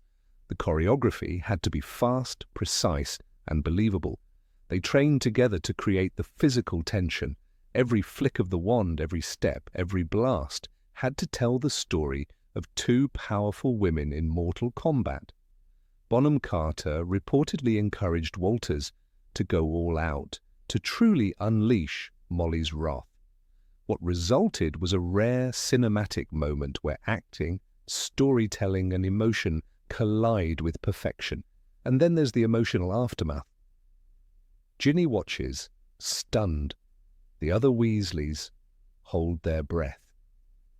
Even in the chaos of the Battle of Hogwarts, this moment cuts through, because it's not just another death in the war, it's a moment of personal victory. One that tells every viewer and reader love is stronger than hate. Always. Rowling's entire saga rests on this foundation, and here, at the climax, she proves it again. Bellatrix's death also signals the unraveling of Voldemort's regime. She was his right hand, his enforcer. With her gone, his circle is crumbling. He has no more loyal warriors, no more unpredictable monsters to do his bidding. His empire begins to collapse. The death of Bellatrix is the death of fear, and it's the beginning of the end. What makes this death even more impactful is that it didn't require prophecy, special skills, or chosen one status. It required courage. That's what Rowling is telling us, that anyone, when pushed to protect what they love, can do the impossible. Molly Weasley never sought the spotlight, but when it mattered, she stood against evil and won. Her action didn't just protect her daughter, it inspired a moment of hope in the middle of despair. In contrast, Bellatrix's arrogance is what dooms her. She underestimates Molly, laughing at the idea that this plump, middle-aged woman could defeat her. She's drunk on her own sense of superiority, but arrogance is often the final mistake of tyrants, and in this case it's a fatal one. Molly's love for her children gives her a focus and strength that Bellatrix cannot understand. That's why she loses. This is also a moment of thematic symmetry. Earlier in the series, Bellatrix took Sirius from Harry. It was a wound that never healed. Now, another member of the Order of the Phoenix avenges that loss, not with revenge, but with protection. Molly doesn't fight for vengeance. She fights to protect her daughter. That difference is everything. It's what separates heroes from villains. The film also amplifies the tension with music. Alexandre Desplat's score builds underneath, adding a rising pulse to the scene, the silence before the line, the sudden blast, the shattering moment. All of it is supported by a soundtrack that knows when to speak and when to let the actors carry the moment. It's a masterclass in restraint. Years later, this scene remains one of the most talked about moments in the entire franchise. It's quoted, gift, and referenced endlessly. "Not my daughter, you bitch," has become a rallying cry, a meme, a moment of empowerment. It echoes because it is so unlike anything else in the series. It's raw, it's real, and it's unforgettable. Even J.K. Rowling has acknowledged the power of that moment. In interviews, she's spoken about how important it was for her to show that ordinary people could be heroes, that courage and love were not reserved for the elite or the gifted. Molly Weasley's stand proves that. In the end, Bellatrix Lestrange's death isn't just the fall of a villain, it's the triumph of humanity, of motherly love over cruelty, of light over darkness, of hope over fear. And perhaps that's why this moment, short in the book and explosive in the film, continues to live on in the hearts of fans everywhere. Number 21, the train fight, Draco's ruthless side. On the Hogwarts Express in Harry Potter and the Half-Blood Prince, something quietly chilling unfolded between Harry and Draco, an encounter many fans remember not for its explosive action, but for its slow, unsettling descent into darkness. The train was no longer a place of chocolate frogs and pumpkin pasties. It became a trap. Harry had been suspicious of Draco since their arrival at the station. He had noticed the secrecy, the hushed tones, and the way Draco slipped away with other Slytherins. His gut told him something was wrong. "He's up to something," Harry said earlier, his eyes scanning the crowd. And when he managed to tail Draco and hide inside the luggage compartment under the invisibility cloak, he confirmed it. From beneath the cloak, Harry listened. "You're being asked to do something for him?" asked Theodore Nott. "If I am, will you shut your mouth about it?" Draco replied. His voice was colder than Harry had ever heard. There was no trace of the arrogant schoolboy here, only sharp confidence, a rehearsed cruelty. And when Draco spoke of the Dark Lord with quiet reverence, Harry felt the first true shiver of fear. This wasn't just rivalry anymore, this was war. In the book, J.K. Rowling didn't dwell on the cinematic details, but her prose painted the dread plainly. "He cannot kill you if you are already dead," Draco whispered. The line suggested preparation, not fear. And for once, Harry didn't know what he was up against. The boy he had always mocked for being a coward was now speaking with the conviction of someone who had made a deal with darkness. Then came the moment of discovery. As the train rolled through the countryside and the compartment emptied, Draco's eyes flicked toward the shadows and met Harry's. There was no fear, no hesitation, only malice. With a single flick of his wand, he cast Petrificus Totalis, and Harry crumpled to the floor, frozen. "That's for sneaking around," Draco said softly, cruelly. But what happened next was far worse than a hex. In the book, Draco kicked Harry hard in the face. "Enjoy your ride back to London," he sneered, stepping over him and pulling the invisibility cloak back over Harry's body. Then he left him there, unconscious, invisible, bleeding, and alone. That image lingered like smoke. Harry, the boy who lived, abandoned under his own cloak, reduced to nothing but silence and humiliation. If not for Tonks discovering him at the last moment, he might have never made it to Hogwarts that year. There was no noble duel, no Gryffindor courage, just helplessness. But it was in the film where this scene transcended mere plot. Director David Yates took what was already a painful encounter and transformed it into a visual gut punch. The camera lingered in silence as Draco stood at the corridor window, his reflection ghost-like against the glass. The lighting was muted and grey, as though even the sun had recoiled. Tom Felton's portrayal was stunning, Draco's usual smugness replaced by twitchy resolve. He was a boy who knew he was about to cross a line. There was a heavy weight in every frame. When Draco stepped into the compartment with Blaise Zabini and the others, the tension curled around them like smoke. You could feel the secret pressing against Draco's ribs. He wasn't boasting. He was burdened. Every word was cautious, every glance calculating. Harry, crouched beneath the cloak, was no longer a curious student. He was prey. And when Draco turned to the shadows, his eyes catching movement that shouldn't exist, the moment was electric.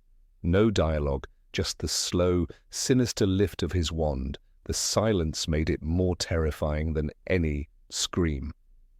Petrificus Totalis? No shout, no flourish, just a whisper. And Harry dropped. Tom Felton didn't gloat. His face twitched, conflicted. For a moment it seemed Draco regretted it, but then he kicked Harry not out of malice, but out of necessity. He needed to be ruthless now, his face hardened. And then he gently laid the invisibility cloak over Harry, a dark mockery of kindness, and slid the door shut. It was personal, it was quiet, it was devastating. The musical score, low, haunting notes, wrapped around the scene like a noose. It wasn't loud, it was aching, like a warning that Draco was gone and something colder had taken his place. There's something deeply disturbing about the way this scene unfolds. Not just in what happens, but in what it means. Until now, Draco was a child playing adult games, throwing insults, hiding behind family name and schoolyard cruelty. But in this scene, he becomes someone else. He becomes dangerous.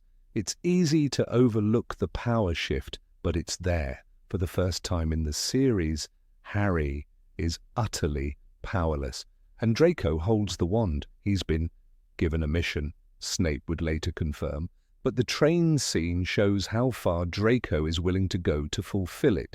In that moment, Draco doesn't just hurt Harry physically, he isolates him. He leaves him voiceless. He proves he can act without oversight, without fear. And perhaps most frightening of all, he doesn't hesitate. It marks a turning point in the series.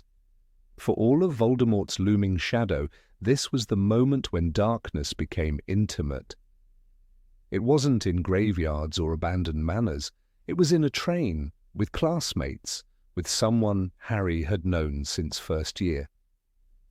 Draco's actions aren't just about cruelty. They're about survival. He's trying to prove himself, to Voldemort, to his family, to himself. There's fear in his eyes, yes, but it's behind a mask of resolution. And that's what makes it dangerous. Draco is no longer a boy trying to impress his friends. He's a soldier hiding in a school uniform. Harry, for all his courage, is left behind, literally and symbolically. The message is clear: he's not prepared for what's coming. Draco's descent into the unknown shows just how far the stakes have shifted. The tragedy of the scene is not just that Harry is hurt, but that Draco has changed. The boy who once mocked Muggleborns and boasted about Quidditch wins is now stepping into a world where silence can kill.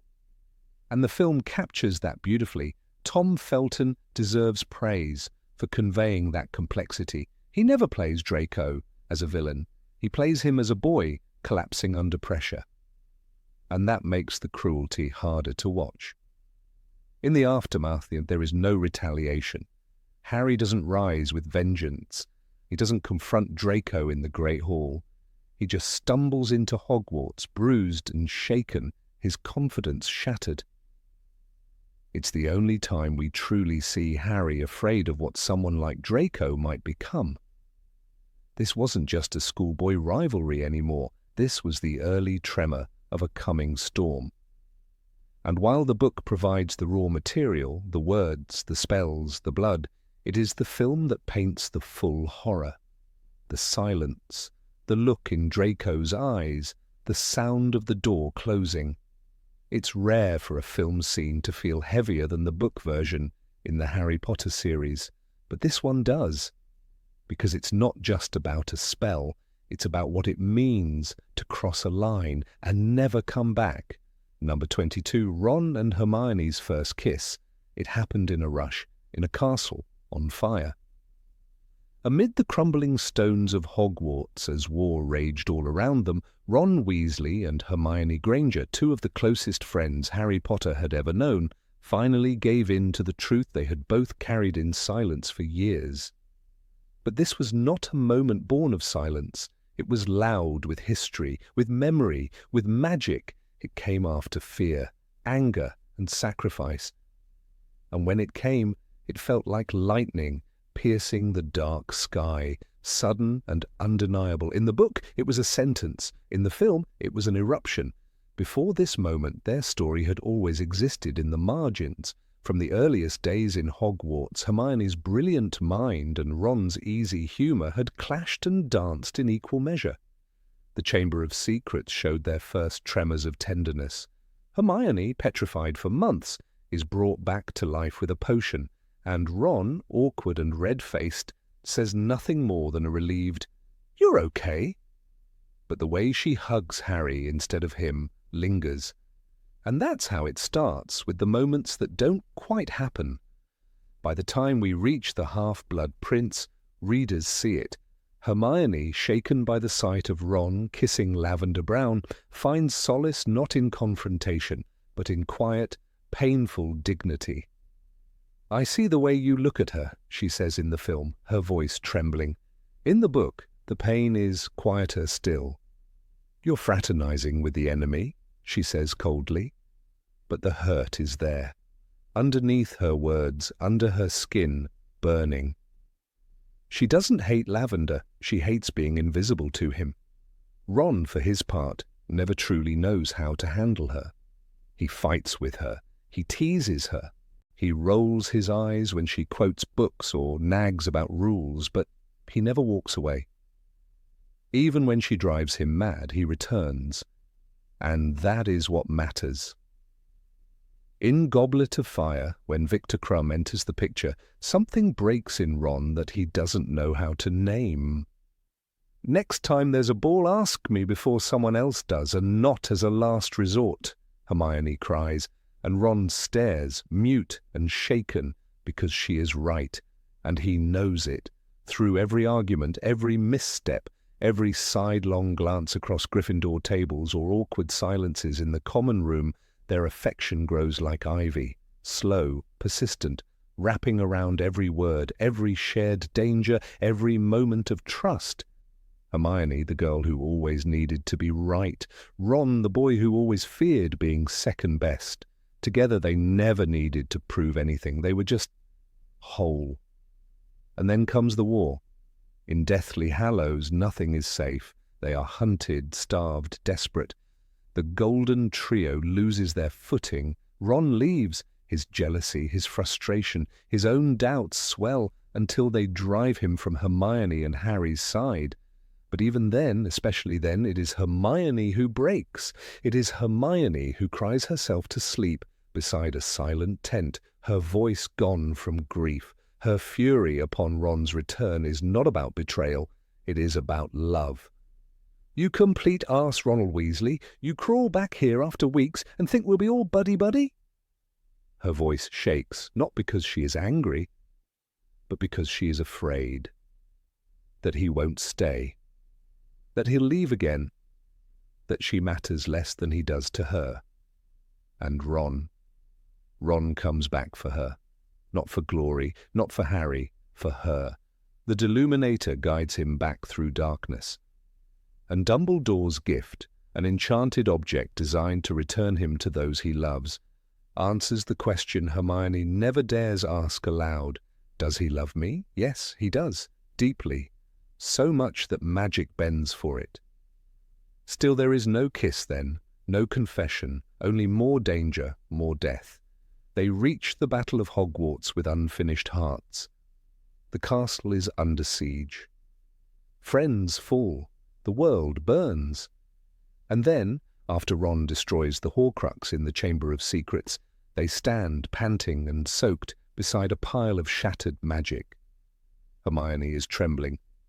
"Hang on a moment!"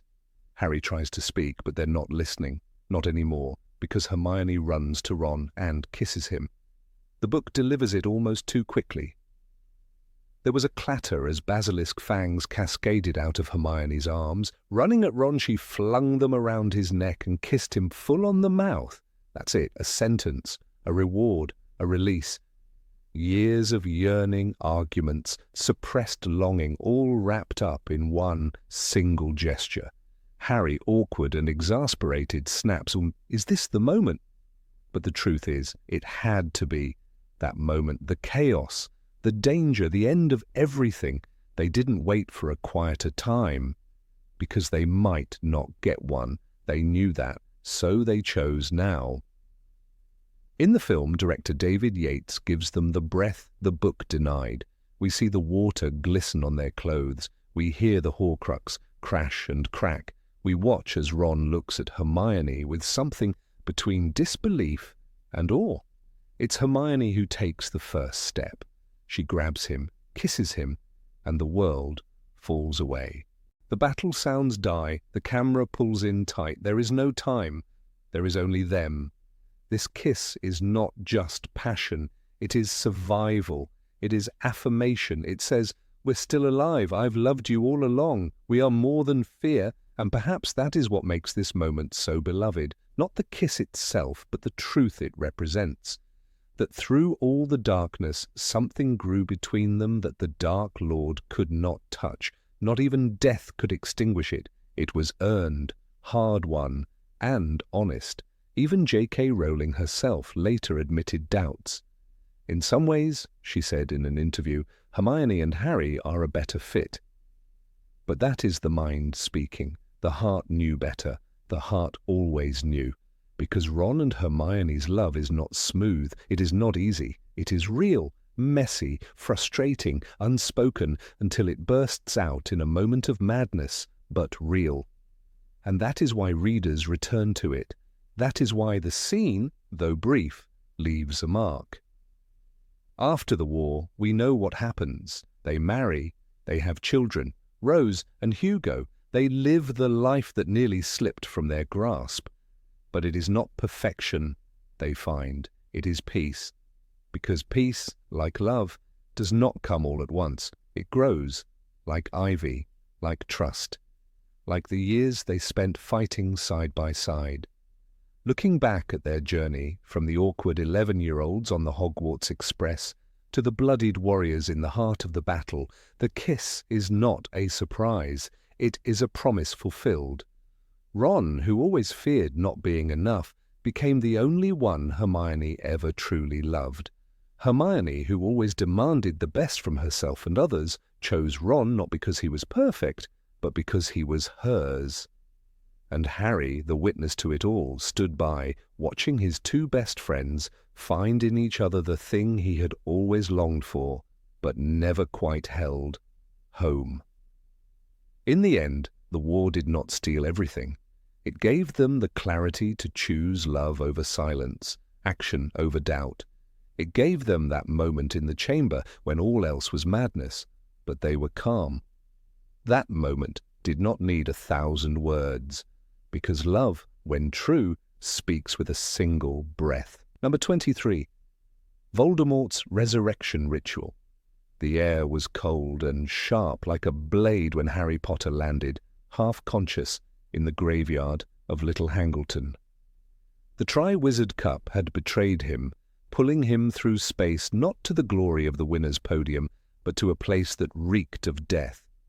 Around him, tombstones jutted from the earth like broken teeth. The night whispered with menace. Within seconds he realized that the trap had been sprung.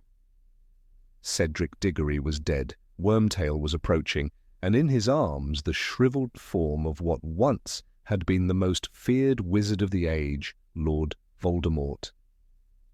The resurrection of Voldemort is one of the most terrifying moments in the entire Harry Potter saga, both in tone and implication. In the Goblet of Fire, it marks a turning point where the series pivots from a mystery-laced school adventure into the realm of dark fantasy and war. The ritual, as Rowling describes it in the book, is brief but deeply chilling. Bone of the father, unknowingly given, you will renew your son. Flesh of the servant, willingly given, you will revive your master. Blood of the enemy, forcibly taken, you will resurrect your foe. Each line echoes like a curse, part of an incantation ancient and dreadful. Wormtail, or Peter Pettigrew, executes each step with robotic precision, though his hands tremble. First, he approaches the grave of Tom Riddle Sr., the Muggle father Voldemort loathed and murdered. With a flick of his wand, he lifts Bone from earth. The moment is deeply symbolic. Voldemort draws strength not from love or loyalty, but from desecration. He takes from the dead. He takes from his own lineage, which he once despised for its Muggle origins. The irony coils like a serpent around the scene. The next step is even more horrific. Pettigrew, who had betrayed his friends and lived like a rat for over a decade, lays Voldemort's limp form in a cauldron and turns to his own hand. He speaks the words, "flesh of the servant," and then, with a silver knife, severs his own right hand. The scream he lets out is not just of pain, it is of soul-deep horror, a scream of a man who has finally given up the last of his humanity for a master who has none. Blood pours, hissing as it hits the cauldron. The potion roils. Then comes the most damning part. Harry, bound and helpless, is dragged toward the cauldron. Wormtail cuts his arm, blood of the enemy forcibly taken, and the lifeblood of the boy who lived spills into the brew. The potion turns red, then white, then becomes flame. The cauldron begins to shake. The air splits with a high, screaming wind, and from the mist of boiling liquid a figure rises, tall, pale, skeletal, with slits for nostrils and eyes like burning coals. Voldemort has returned. The film version of this scene in Harry Potter and the Goblet of Fire extends what was already harrowing on the page into something cinematic and nightmarish. Director Mike Newell leans into horror, allowing each ingredient of the ritual to be visualized with disturbing clarity. The graveyard is drenched in shadows. The fire under the cauldron flickers like a demonic heartbeat. Every cut of the knife, every drop of blood is filmed with a brutal honesty that makes the viewer wince. Ralph Fiennes, making his debut as Voldemort, steps from the cauldron like a demon birthed from hell. It is no longer just a resurrection, it is a rebirth of evil incarnate, and in that moment the entire atmosphere of the wizarding world shifts. The return of Voldemort is not a plot twist, it is a tectonic event. Harry watches, frozen by pain and horror, as Voldemort stretches his new body, admires his hands, and breathes in the night air. "I can touch you now," he says to Harry later. That one line, simple and devastating, marks the end of an age of protection. The blood of Harry Potter, meant to shield him, is now part of Voldemort. The Dark Lord can now bypass the magic that once saved Harry as a baby. A new war has truly begun. The symbolism of this ritual cannot be overstated. Each component represents Voldemort's philosophy: power through conquest, loyalty through fear, immortality through defiance of nature. He desecrates his father's grave to gain power. He maims his servant as punishment disguised as loyalty. He steals the blood of his enemy to destroy the bond that once protected the child who defeated him. Nothing about the ritual involves healing, harmony, or reverence. It is destruction reborn. What makes the moment even more unsettling is the silence of the dead. The graveyard, filled with corpses of the Riddle family and others long forgotten, stands as a chorus of voiceless witnesses. The past literally rises to fuel the future. Voldemort's resurrection is built on generations of cruelty, death, and betrayal. It is a ritual that drags history itself into his service. The moment Voldemort regains his body, he calls his followers, the Death Eaters, back to him. They apparate into the graveyard, one by one, cowled in black, masked and silent, forming a circle around their risen master. He walks among them with the poise of a serpent, recognizing their faces even behind masks, calling them out for their failures. Lucius Malfoy is among them. So is Crabbe, Goyle, Nott, and others. It is a roll call of shame and terror. Voldemort's first act is not a speech of gratitude, but one of accusation. "You ran from me," he hisses. "You abandoned me." His resurrection does not bring relief to his followers, it brings judgment. This terrifying new Voldemort is no longer a shadow. He is flesh and bone. He is the embodiment of fear. And he proves it immediately. To show the strength of his new body, he duels Harry in front of the Death Eaters. But something unexpected happens. Their wands connect, locked by priori incantatem, and the spirits of Voldemort's past victims begin to emerge: Cedric Diggory, Frank Bryce, Bertha Jorkins, and, most hauntingly, Harry's own parents. James and Lily urge Harry to hold on, to escape. Their ghostly forms protect him long enough for him to seize the portkey and vanish. But Voldemort's message is clear: I am back, I am stronger, and I will kill him. The impact of the resurrection ripples through the wizarding world like a curse. Fudge, the Minister of Magic, refuses to believe it, clinging to the illusion of safety. Dumbledore, ever wise, understands the storm that's coming. Voldemort has returned, he says quietly at the end of the book. But few are ready to listen. It will take a year and a death at the Ministry for the truth to be believed. The resurrection scene also marks a crucial development for Peter Pettigrew. Though loathsome, he is not a cartoon villain. He makes a grave sacrifice. He gives his hand, permanently changing himself to serve Voldemort. Later, Voldemort rewards him with a silver hand, magically powerful and chillingly perfect. It is a mark not of affection, but control. Pettigrew becomes less man and more tool. The ritual has reshaped him just as it has reshaped his master. In many mythologies, resurrection is a sacred act. It brings hope, renewal. In Harry Potter, this ritual is the inverse. It is resurrection as blasphemy.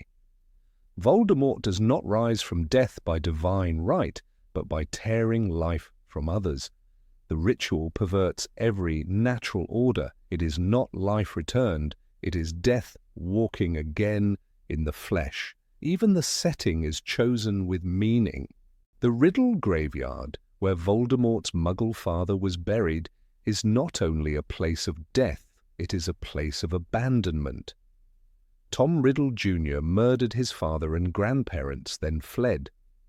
Now he returns to claim power from their bones. It is both poetic and monstrous. The soil of that graveyard is soaked in the blood of betrayal. From a storytelling perspective, Rowling's decision to place this scene at the end of the Triwizard Tournament is masterful. For most of the Goblet of Fire, the tone is adventurous and mysterious. Students compete in magical tasks. The Yule Ball offers romance. The clues of the maze suggest riddles to solve. But the graveyard turns all that upside down.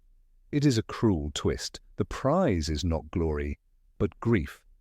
The reader is yanked into horror, just as Harry is. There is no warning, no comfort, only the sound of a body hitting the ground, and a whisper, "Kill the spare."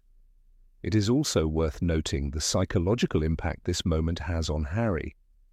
Unlike his battle with the basilisk or his encounter with Dementors, this is the first time he truly sees what the enemy is capable of without filter or protection. He returns not as a hero, but as a witness. And the world does not believe him. The pain of that knowledge and of Cedric's death will haunt him, shaping his actions in the books that follow. The resurrection of Voldemort is not just the return of a villain. It is a declaration of war, a spell cast in blood and darkness, a promise that the age of innocence is over. As readers, we do not merely observe the scene, we are marked by it, like Harry himself. For the rest of the series, the shadow of that ritual falls over every page, every choice, every death. Voldemort has risen, and the world will never be the same. Number 24, Harry and Dumbledore at King's Cross. The light was soft and impossible, a whiteness too pure to be real. Harry lay flat on his back, but there was no pain, no darkness, no echoes of battle. Only the gentle mist swirling above a polished floor that gleamed like moonlight. When he sat up, the mist receded, and he saw it. King's Cross Station, but not the one he'd known all his life. This one had no grime, no noise, no bustling travellers, only silence, light, and the gentle hum of peace. And in the distance, a figure approached, walking as though the years meant nothing, as though death had never touched him. Albus Dumbledore. He looked as Harry remembered him before the chaos, before the cave and the tower and the fall. Long silver beard tucked into his belt, robes shimmering faintly, half-moon spectacles perched gently on his nose. His eyes, always kind, always wise, twinkled now with something deeper, perhaps relief, perhaps pride, perhaps love. It was the reunion Harry never expected, the farewell he never thought he'd receive. This was the final meeting between mentor and student, the last conversation that would shape Harry's fate and frame the meaning of everything that had come before. "You were the Horcrux he never meant to make," Dumbledore said softly, and the words fell into Harry's mind like the last piece of a puzzle. This was not a scene for explanations alone. It was a reckoning, a moment to unburden the heart. But even now, with death all around them, Dumbledore did not command. He offered, he guided, and he listened. In the book Harry Potter and the Deathly Hallows, J.K. Rowling gave this scene a surreal tone, blending philosophical reflection with quiet revelation. "Is this all real, or is it just happening inside my head?" Harry asks, trying to grasp whether he stands between life and death, or merely dreams. Dumbledore's answer is one of the most beloved lines in the series. "Of course it is happening inside your head, Harry, but why on earth should that mean that it is not real?" That question, simple, profound, feels like the heart of the series itself. It speaks to imagination, memory, belief, and choice. But it is in the film, with its white void and echoing stillness, that this exchange takes on a dreamlike poignancy. Director David Yates crafted the scene with minimalism, no music, no distractions, only the purity of conversation, underscoring its spiritual weight. The cinematic silence becomes sacred space. It is a temple built from absence. As Dumbledore walks alongside Harry, the image of something else, something grotesque and fragile, catches their eye. Under a bench, crumpled and whimpering, lies a flayed baby-like creature, shuddering in pain. It is Voldemort's soul, or what remains of it. It is the part that lived inside Harry, and now lies dying, exiled from both life and redemption. Its presence is a grotesque reminder. This is not just a dream. This place is judgment. Harry looks at the creature, torn between pity and revulsion. "Can't I do something?" he asks. Dumbledore's face softens with sorrow. "Do not pity the dead, Harry. Pity the living, and above all, those who live without love." It's a line from the book too, but the delivery in the film holds extra weight. Michael Gambon's voice is quiet, deliberate. It is the culmination of everything Dumbledore had tried to teach Harry from the very beginning.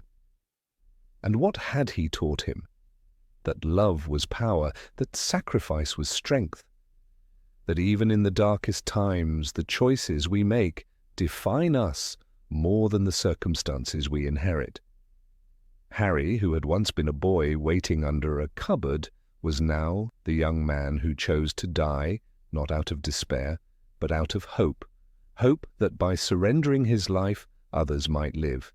And Dumbledore, who had once sent him into danger, now gives him the gift of truth, not as command, but as benediction. There is something gentle in their exchange. Dumbledore does not chastise, does not instruct. He honors Harry's decisions. "You brave, brave man," he says, and there is pride in his voice, yes, but also grief. For Dumbledore's life was one of errors. He had gambled with secrets, played with people's fates, and Harry, in the end, surpassed him. Not in knowledge, but in heart. The film captures this without declaring it. It allows the silences to speak. The stillness of the White Station becomes a kind of absolution. There is no time here, no clocks, no trains departing. Only the question, will you return or move on? Harry asks, "I have to go back, don't I?"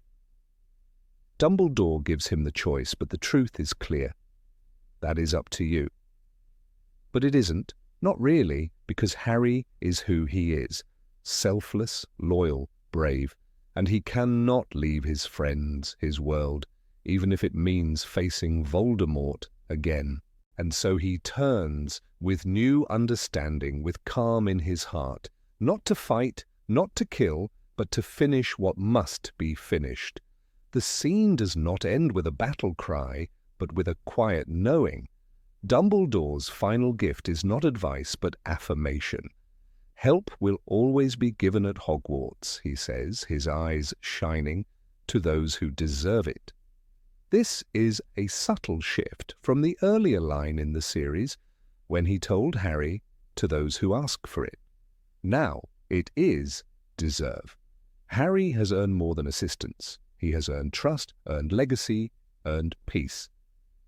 It is a final blessing. This line in the film is offered like a benediction. It is not said with drama, but with reverence. It is a closing statement, a spiritual inheritance. Dumbledore, who had once stood before the mirror of Erised longing for a family, now offers one last fatherly word to the boy who had filled that mirror's promise. And when Harry walks away, the camera doesn't follow him. It stays on Dumbledore, bathed in white light, fading like memory. What makes this scene so deeply moving is its restraint. Where many finales resort to spectacle, this one gives us quiet.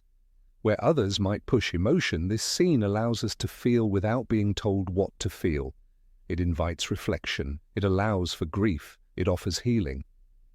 In the book, Rowling never tells us what this place really is.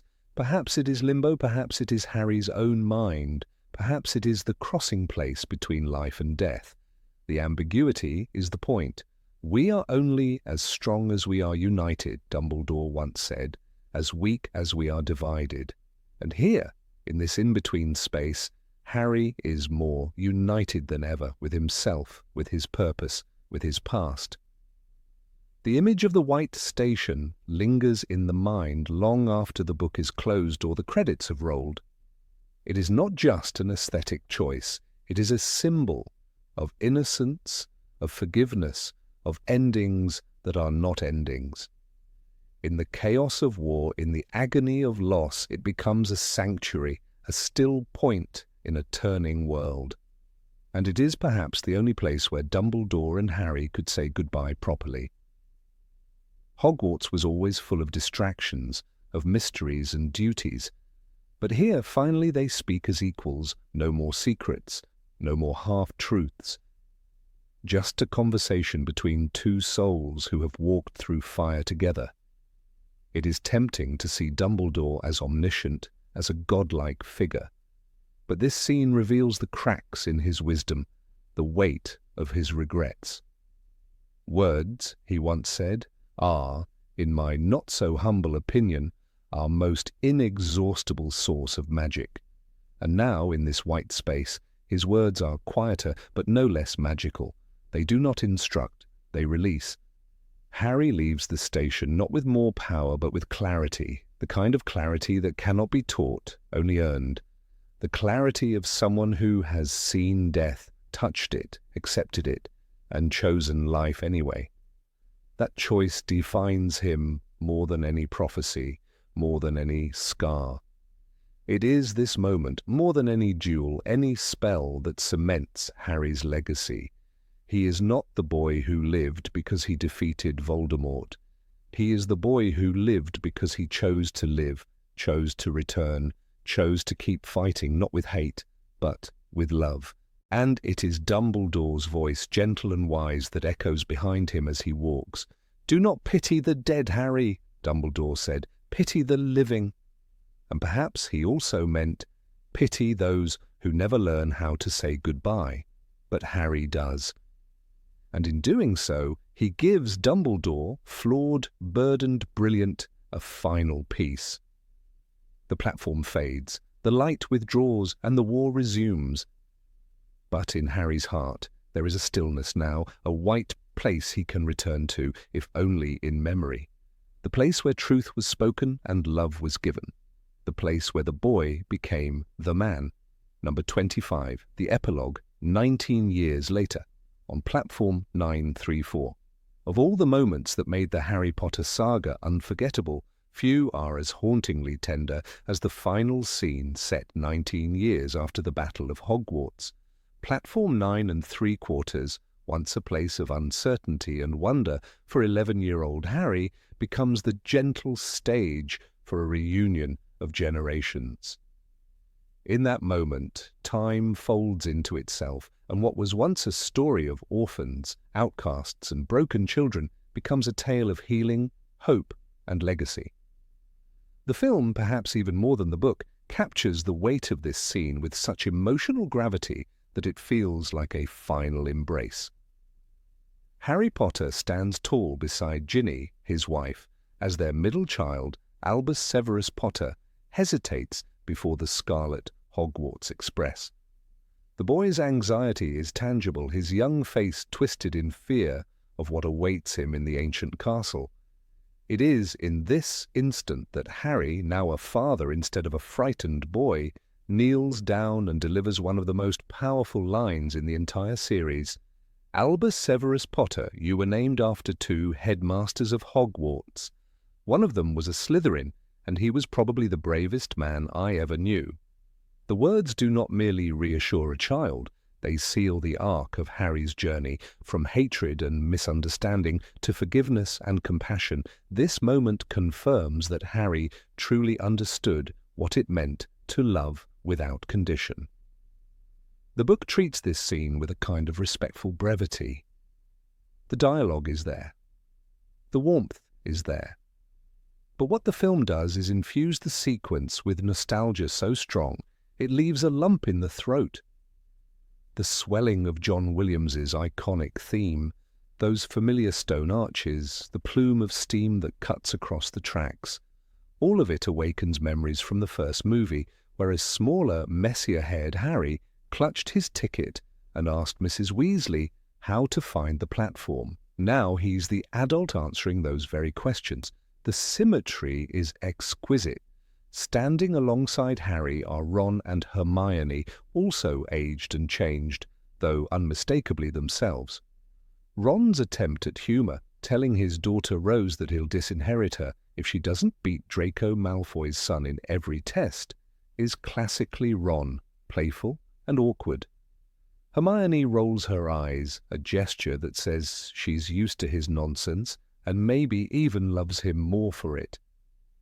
Their daughter, Rose Granger Weasley, with the curls of her mother and the bold posture of her father, steps forward with confidence, barely glancing back.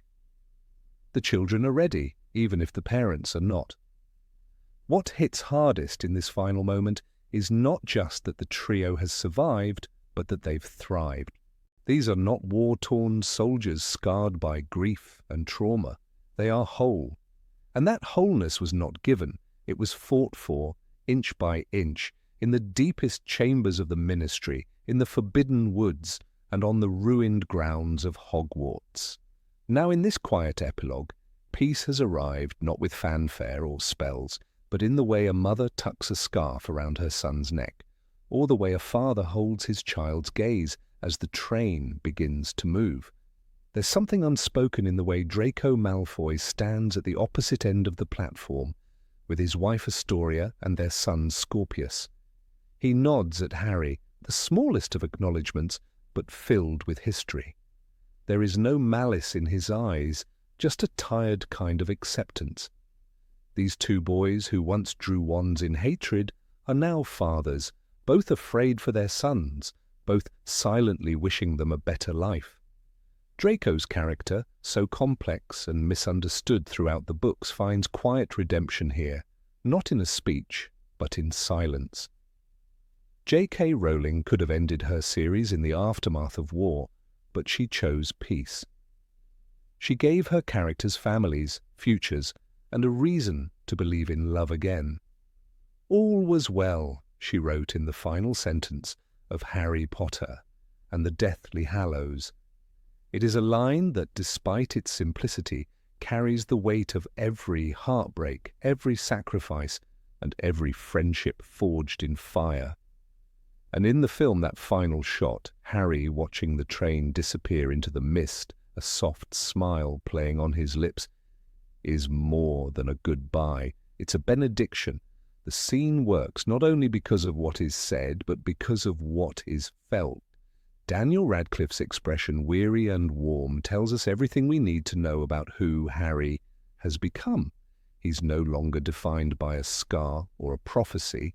He is defined by the way he looks at his children with an aching kind of joy, as if he can hardly believe they are real.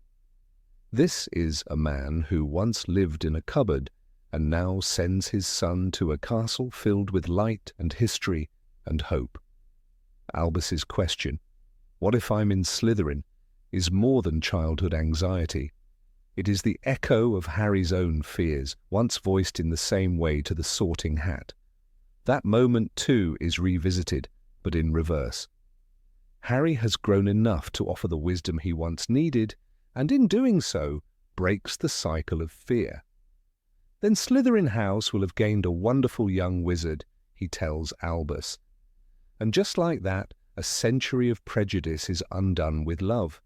The clothes and makeup used in the film's epilogue were often mocked by fans for aging the actors somewhat unconvincingly, but this small detail fades against the emotional weight of the moment. Perhaps it isn't the years on their faces that matter, but the years in their eyes. When Harry looks at Ginny, when Hermione straightens Ron's collar, when the steam swallows the train, there is an understanding that life has gone on, not perfectly, but beautifully. The train whistle, that unmistakable sound, calls out like a memory. And the children, so unaware of the burdens their parents once bore, lean out the windows, waving, laughing. It is a stark contrast to the way Harry once left the Muggle world behind, alone and wide-eyed. These children are not alone. They are loved, protected, and free. The war is over. Hogwarts is no longer a battlefield. It is once again a school, a place to grow, to dream, to find magic in every corner. That is the power of this scene, its quietness. It does not try to impress or overwhelm. It does not show a statue to the fallen or a great magical ceremony. Instead, it shows love. And love, as Dumbledore once said, is the greatest magic of all. The story began with an orphan being left at a doorstep. It ends with that orphan giving his own children the freedom to fly. The emotions of this final scene are amplified by Nicholas Hooper's gentle musical composition, which weaves a few notes from the original theme by John Williams, creating an auditory bridge between the beginning and the end. The music swells as the train pulls away, but not in a way that demands tears. It simply invites them. There is something achingly poetic in the way this final chapter honors every character's journey. Hermione, the girl who was once bullied for being Muggle-born, now sends her daughter into a world where blood status matters less than courage. Ron, once overshadowed by his brothers, stands as an equal, a husband, a father, and a war hero. And Harry, once the boy who lived, is now the man who chose to live. In one of the most touching lines from the book, Harry tells Albus, "The Sorting Hat takes your choice into account." It is a reminder that destiny is not written in stone. Even in a world of prophecies and spells, free will remains the truest kind of magic. That idea, passed from father to son, feels like the very heart of Rowling's saga. And yet this epilogue is not just for the characters, it's for us, the readers, the viewers, the ones who grew up waiting for our own Hogwarts letters. Watching Harry's children board the train feels like a farewell, yes, but also a promise. That magic continues, that love endures, that stories, when told with heart, never truly end. What makes this final scene so powerful is that it does not erase pain, it transcends it. The past remains, the scars remain, but they no longer define. In the embrace between Harry and his son, in the smile shared between friends who have faced death together, there is proof that healing is not only possible, it is real. It's difficult to overstate the cultural importance of this moment. For fans who had followed the series for a decade or more, this scene was not fiction, it was farewell. And yet it was a farewell that left them full, not empty. As the Hogwarts Express carried the next generation away, it carried with it our grief, our hope, our childhood dreams. And as the screen fades to black, the only thing left is a silence that feels sacred, not an end but a pause, not a door closing but a window opening. The story of Harry Potter may have ended at that station, but the journey of bravery, friendship, sacrifice, and love continues in every reader's heart. And that, more than any spell or prophecy, is the true legacy of the boy with the lightning scar.